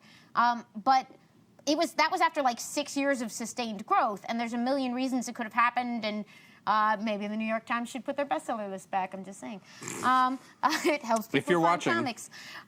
We know you're watching, know everyone you're at New York watching. Times. But like, this is clear. This is something it would be foolish to ignore. And like, you get stuff like when Raina was starting, when they started this line, there was like, girls don't read comics. Nobody will read graphic novels like in real numbers. You know, kids aren't a significant market. Like all of this stuff that it's just like, oh, guess what? And now you get responses. You get things like DC Comics has now announced 2 different lines of kids and YA-oriented comics, which will be, I think, all of them done as graphic novels. DC Inc. and DC Zoom. They are grabbing up authors from the young adult book publishing world. They are grabbing up talents like some of the folks who, like, we're going to run out of time for, but like the Jillian Tamakis of the world are being pulled into other parts of comics and recruited to help tap into some of this obvious hunger. No, and like, you pulled up one of the other sample titles that I pulled out of the top 20 from this year. I was thinking about some of the books that I've been reading at Marvel for the last couple of years that felt a little out of place to me, like not in a bad way of like, where the fuck did this book come from? Where did this come from? What is this? Who's this for? And after reading all these books this week, I now know who The Wasp was written for. The Wasp, by the way, is an amazing book. And Squirrel Girl. And Squirrel Girl. again, my 11-year-old niece really loves that book, and it's just like It's like, oh, that like kids are gonna find these books. These are for And the, Ryan North essentially comes from the same internet generation as Raina. Yeah. They just took different paths to get there. But like, yeah, that's so this is another book that we have never mentioned on the show. No. An author we have never mentioned on the show. I bought- And this book outsold everything we are talking about. This book sold, I believe, Are we about to? 66,876 copies of a graphic novel. Did you recommend this? Just in the book market, not counting all. Remember all the caveats. Did you recommend this, or did I just buy this on my own? I put it in the Comixology. Okay. Yeah, it was in our account. Okay, it was in there. So I also read this for the first time this week. It's Awkward is amazing. I good. didn't get the chance to read this one. It's- I read Dogman instead. No, I feel you. What am I going to say about this to begin with? It's very obviously someone who grew up on manga. It's got a manga tempo and a manga flavor that's very, very, and not in a kitschy, what would be the word I'm looking for? It's not trying to. It's not a surface imitation. No, it's obviously someone who was raised on it, understands the medium, knows how to Blonde process friend it. with the perfect 60s princess hair. Oh God, it's the story. This story again, also about artists. So that was the other, like, just weirdly, I really just went through the top 20 and went, I haven't read that one, let's put that in there. And then was like, this is yet another book that will put the idea of making comics in kids' minds. And it's like, I couldn't have a better master plan if we had actually done this. There's like Japanese manga that I think of. This actually made me think very much of a Japanese comic book called Cocoa Greenwood, which I'm a huge fan of, which was what it was called Here's Greenwood, which was a high school drama, a great one. But one of those books that I really enjoyed, but was always one of those things that I had to, when I introduced to people, it's very Japanese. And what a way of making a Western American school experience in the manga style, and I'm so blown away by it. It's so it's once again someone coming to a new school who sort of immediately has this like embarrassing encounter and like gets, is sort of accidentally kind of a jerk to someone, and then she spends a bunch of the book being like, how do I apologize? What do I do? Let's just avoid him. But it turns out she and he are in rival clubs. Essentially, she joins the art club, finds her people, and he is in the science club, and very, very intense. There's an intense rivalry between these clubs. Because they're both kind of misfit clubs. Like the art club's a bit disorganized. They love hanging out, but they never do anything. And the science club has this sort of mean streak of like they love pranks. They're super real genius-y. Yeah. And they're like this. You're gonna love this book. It's really adorable. And but the amorphous voice of and then there's the two teachers of it. There's the science teacher and the teacher who sort of watches over the art club. And then there's this amorphous principal whose voice always comes over the speaker, who's basically just trying. His whole thing is like neither of you are contributing properly. You've got to like do anything, do something for everyone else. You guys are just way too into yourselves. Yeah. And so he puts them in competition at one point. So that's when things sort of get extra intense. That's when they get awkward. Well, the awkward is specifically about the two main characters because they're both intensely shy. They're both not good at communicating. They're both very sweet, and it's kind of and she's got this unfinished business that she can't like quite ever get over, and she's like, does he hate me? Should he hate me? How do I? What do I? And he's not helping either. He's not very communicative, and is definitely not making her life any easier. I think I loaded in an awkward sample page if we want to show off some of this art. It's by Svetlana Chmakova. It's so beautiful, I don't too. know if I'm saying that right. Sorry, Chmakova. But yes, written and drawn by. There's a second one that either out or coming out called Brave. But like, this one also I love because it starts out with, here are your basic lessons about school, and then it essentially subverts them. Because it says things like, like, lesson number 2, find your people. But then the further you go in the book, the more you're like, right, she can't just stick to her people. Like, understanding the people who are into different things is going to be a key part of this. So, like, don't let that lesson become a trap of its own. Yeah. Even though, like, you don't want her to stop hanging out with her art club friends because they're wonderful.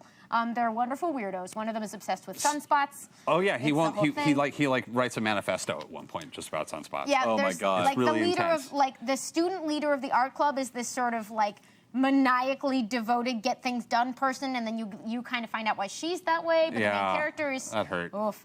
The main character is sort of like, I would hate her, but I kind of want to be her, and you're just like, but you know all these kids. Yeah. And you're rooting for all of them, and you want her to get her stuff together, and like the things that she kind of needs to work out. Like you're just rooting. And there's so like hard. a whole geocaching subplot that connects the whole thing together, and they go to the Natural History Museum, and it's great. Which is one of those times where you can see the artist's like chops coming through, because there's this beautiful, expressive, cartoony stuff, and then it's like a Natural History Museum.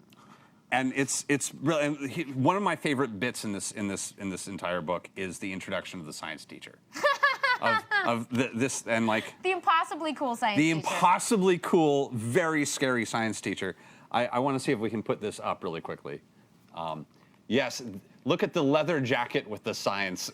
Oh my God. Do you have her? Yes. Yeah, she is. What is it? The teacher, they say, that she mastered kung fu at age 9 and graduated university at age 13.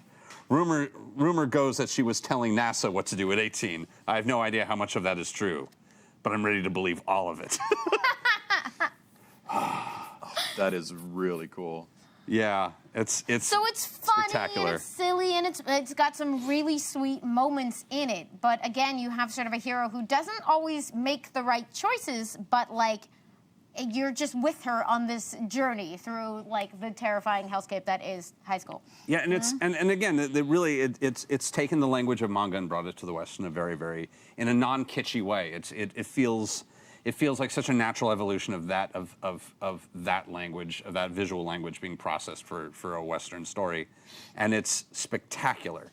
And the characters, you fall in love with all of these characters. The two editors of the school newspaper are amazing. I think they come up more in the like I saw them in the picture for the next book, and I was like, well, I need to read no, more. I need more of them. Like definitely, it's a really it's just God I just have to like Yeah, when I got to like 2/3 of the way through this book, I realized like I had to stop for something, and I suddenly realized how like you could not have prevented me from racing back to my computer to find out how the heck this ended.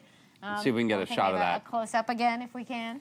Oh my Yeah. God. The cup of student tears just Yeah. makes me so happy.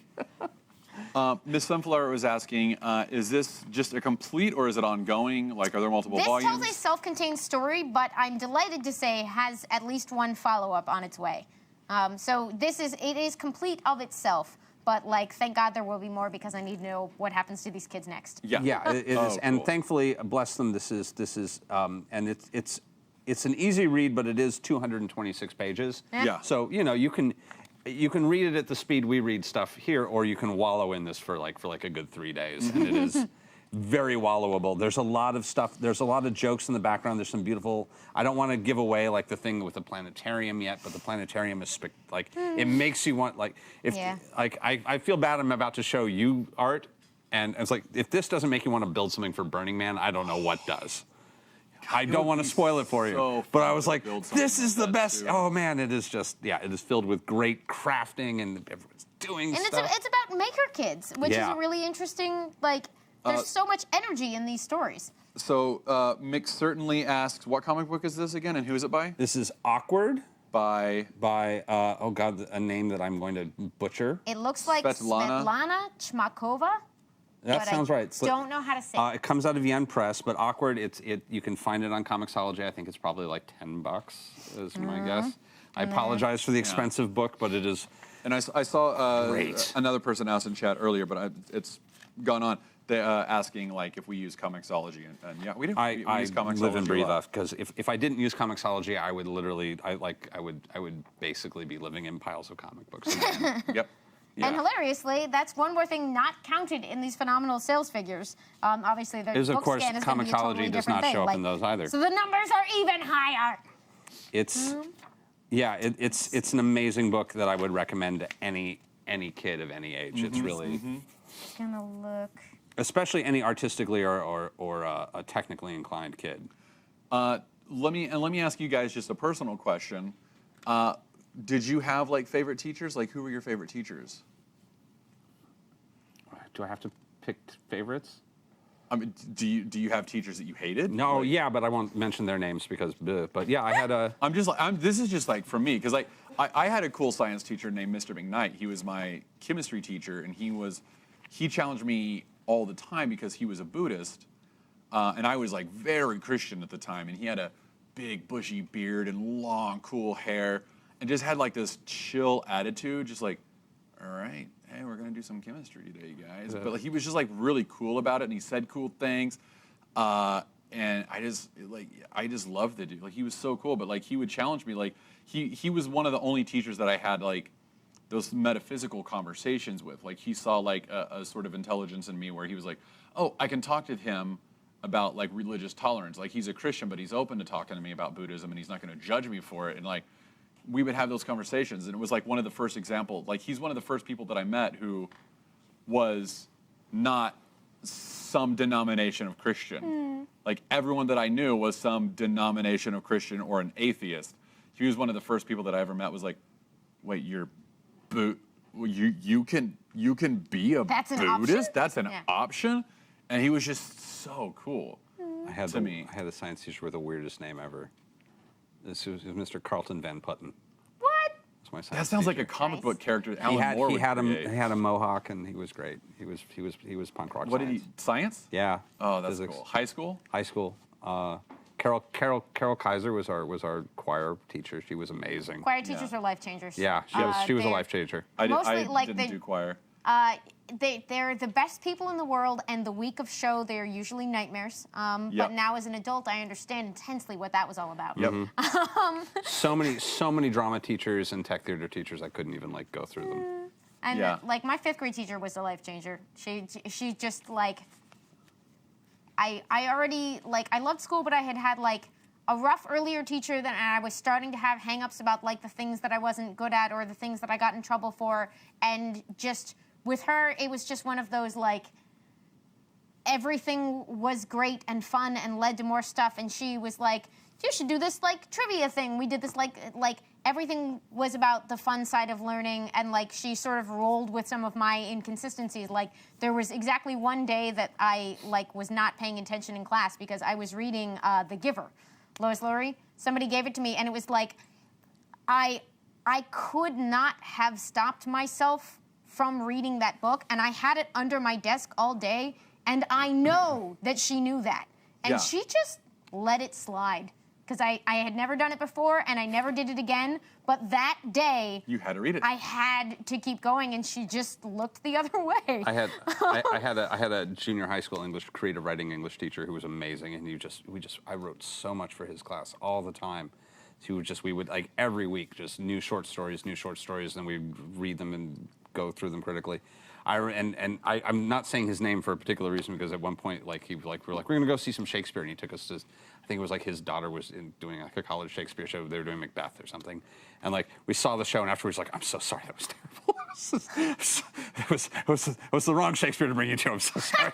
Like, oh, it wasn't just us. And he's like, no. It was like, oh, okay, I'm glad. I feel a Like little a bad better. production or traumatic material? Oh, bad production. This is terrible for you. He was like, I'm so sorry. You just sat through that. I would have left early, but we had to stay.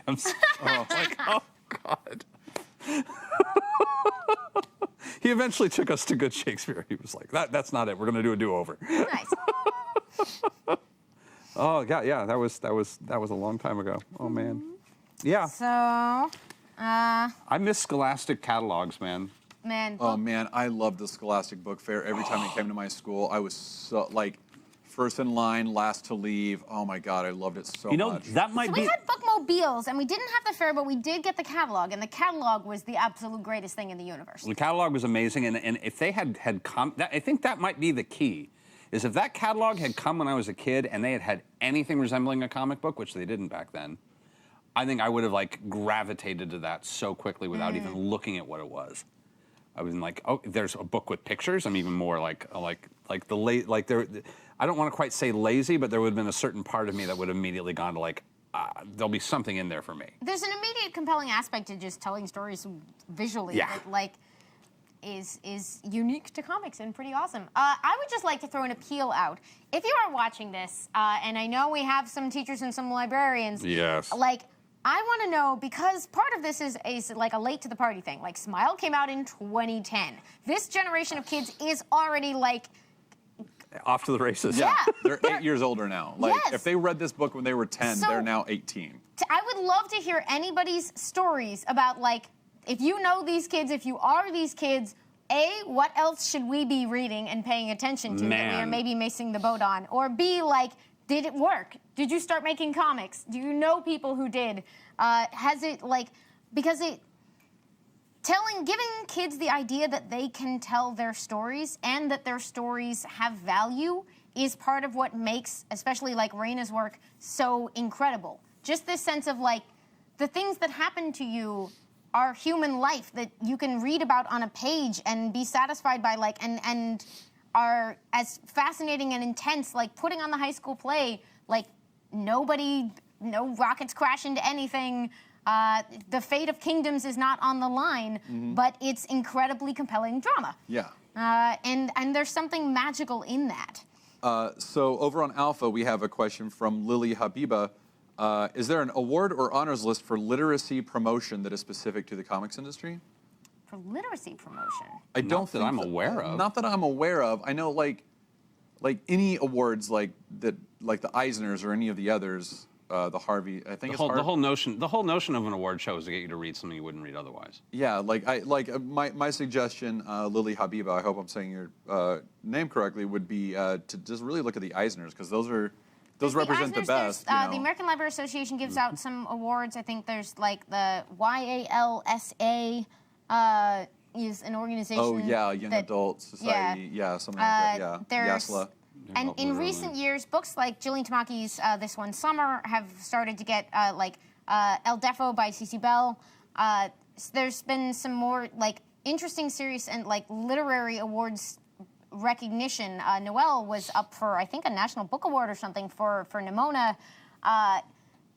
This blossoming is beginning to kind of get recognized in other areas, and I love that. And I found it interesting. I was looking at your list a little bit over your shoulder. Yeah. And I found it interesting that we then delved into things like March, and into more what would be more traditional heavy graphic novel. Yeah, fare. literary nonfiction. Because the number 23 for last year was Persepolis.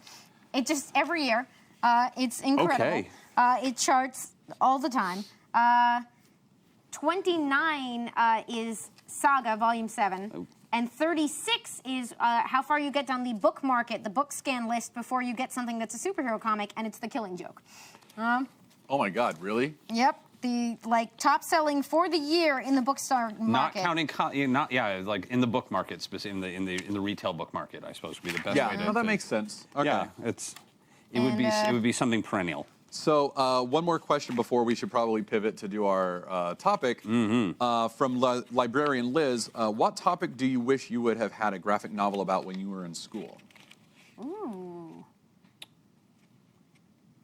Like we have the drama comic, like that. I wish that I'd had the drama comic in school, because like that was so my experience. I will say Ghosts would have really spoke to me as a kid. Like Yeah. I like the idea. I found it was so nice to just see that reflection of the world around, so well illustrated. While you're still thinking, I would say like a book on like I don't know how else to say it, but like religious tolerance, or like comparative religion, Comparative because theory. like I said, like Mr. McKnight, my chemistry teacher, was just like, you can be a Buddhist. Like I would have loved to have had a book that introduced those thoughts to me at a younger age, because I didn't come to that until junior, senior of undergrad, and into seminary. So I would have bonded to a lot of the ones about moving, because I switched schools a couple times, and that was like definitely a thing for me. Or stuff that We moved around a lot reassured too. me that like you could be lots of different things, because I was always like I had widely divergent interests, and I was running around from science to dance class to other things. nice, A book Chief. about the bench warmers from Chief. And that meaning actually playing sports but not getting to do much, or like being in gym class and trying to avoid the sports. Or invent some strange concoction to keep benches warm. On the team? on the team. Were you on the team and you never got to play? First Yeah, substitute. same. I did a bit of that. Yeah, I feel you ya. and me, Chief. I feel you. Also, lots more stuff about like the dealing with the mean kid stuff. It just you can never have enough. No. Yeah. No, Yeah. that's perennial. As a middle schooler, I would have loved just accepting who you are and trying to not be someone else. What would have been tricky for me is that I didn't know I wasn't an athlete at the time. I was like, no, I'm an athlete. I can totally be an athlete. And then like I got into high school, I was like, oh, I am not an athlete. I'm not meant for this, and that's okay. Comics for history too. I think it's a great way of. I really enjoy historical Yeah. books as well. Which we should.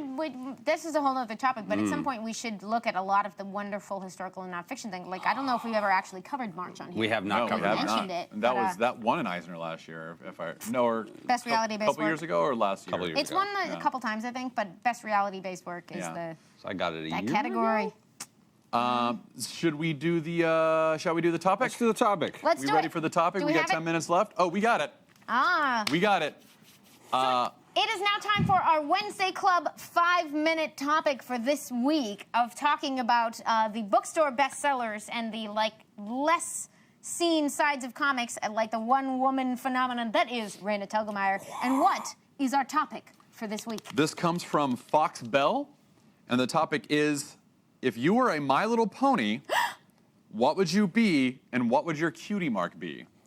Okay, are you all prepared for this question? Do No. you know what that means? I do. Okay. So I deep. know what it means. I don't know how to answer it yet. So, you I have are? no idea, but I'm How excited. have I not All right. thought about this before? So, because here's the amazing thing. My Little Pony's wonderful, and the reboot is wonderful. And one of my favorite things is that they've got 6 actual characters with different personalities, and it's just it makes my heart glow because it shows you lots of different ways to be, and that's a thing that kids, but especially boys and girls both need that desperately.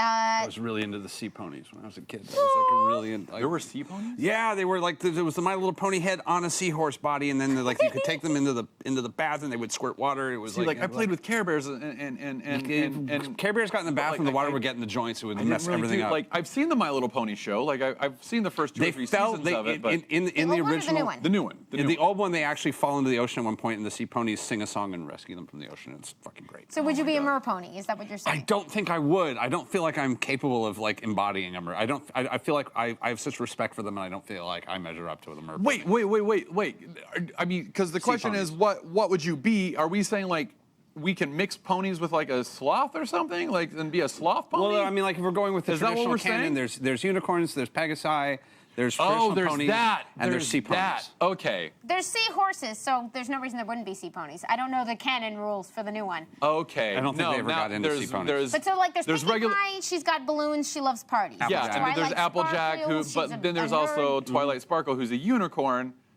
and then there's Flashdance. What's her name? The Rainbow Dash. This we're Rainbow 3 minutes Dash. in. We got to be. Let's. Yeah. And she's Let's drop a this. Pegasus. Okay. So Oh man, this is rough. Come on, somebody. you would be a unicorn. You'd have the magic powers I for think sure. I'd have yeah, to- you I would. think I'd have You the would. unicorn. You Yeah, absolutely I've got would. the unicorn. I'm with you there. But see, I feel like I don't feel like I would be a unicorn. I feel like I would be a Pegasus, but I would still be a magic pony. They're all magic They're all ponies. magic ponies. But Applejack is not a magic pony. Applejack is like a pony absolutely of the magic earth. pony.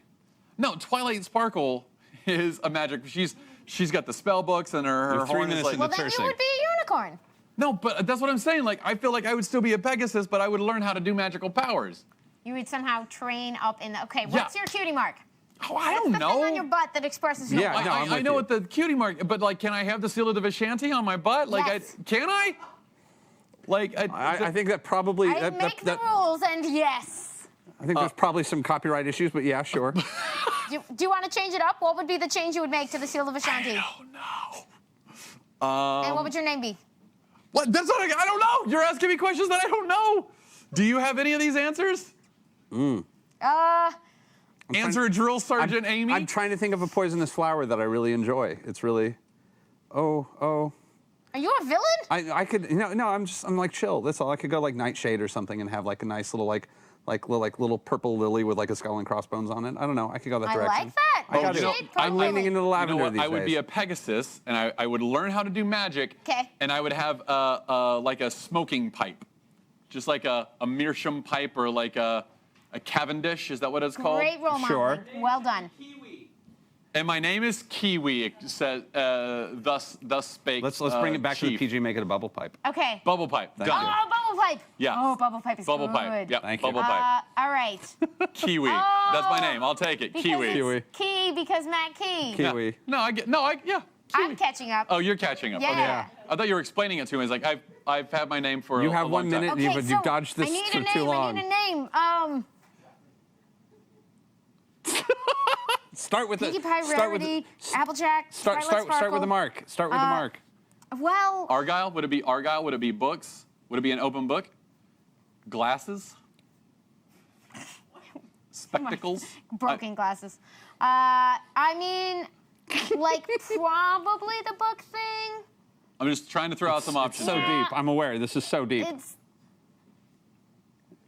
I'm enjoying watching your brain contort while this is can't. I happening. want- You got 30 seconds left. I relate to all the ponies. It's a problem. So I would love like a picture that represents metamorphosis. Like a or pony something. mandala of some That kind. would be amazing. Like a cocoon or like a mandala.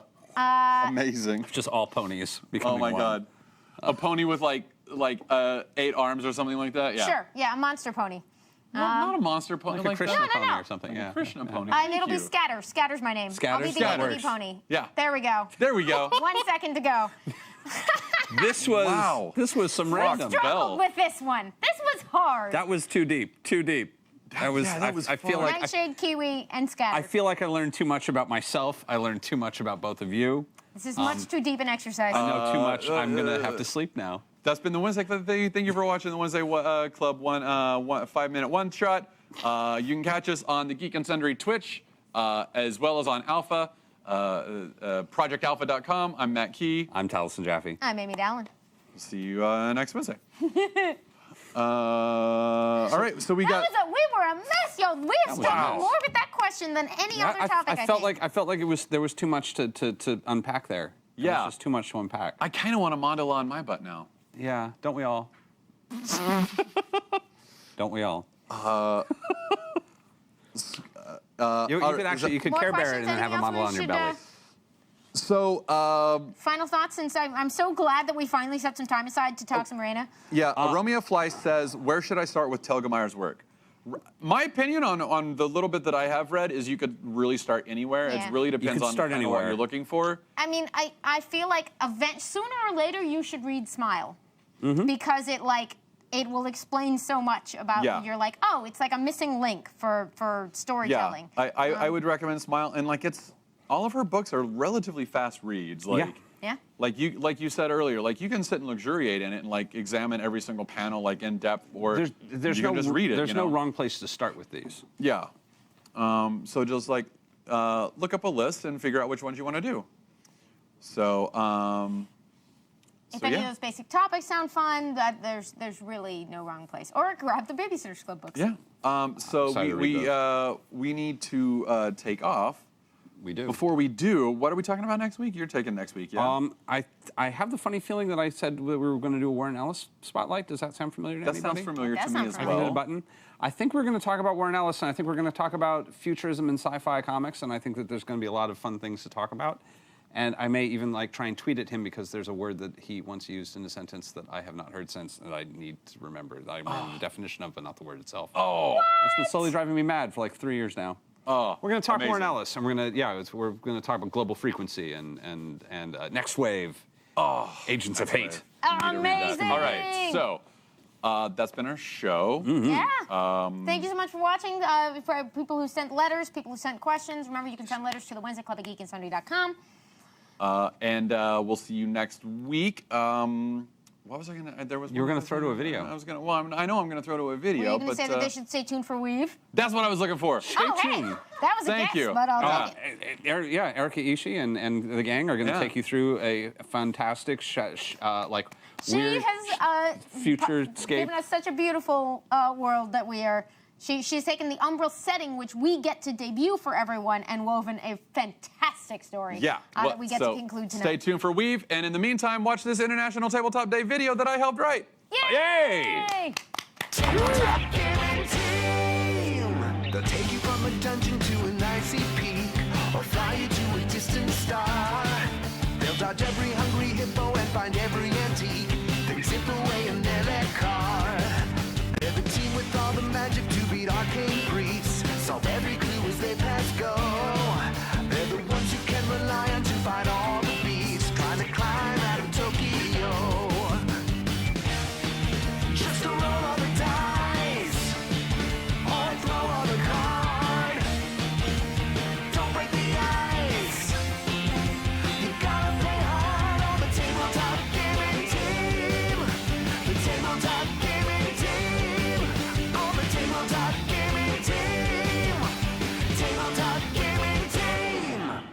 On today's episode, the tabletop gaming team takes on International Tabletop Day.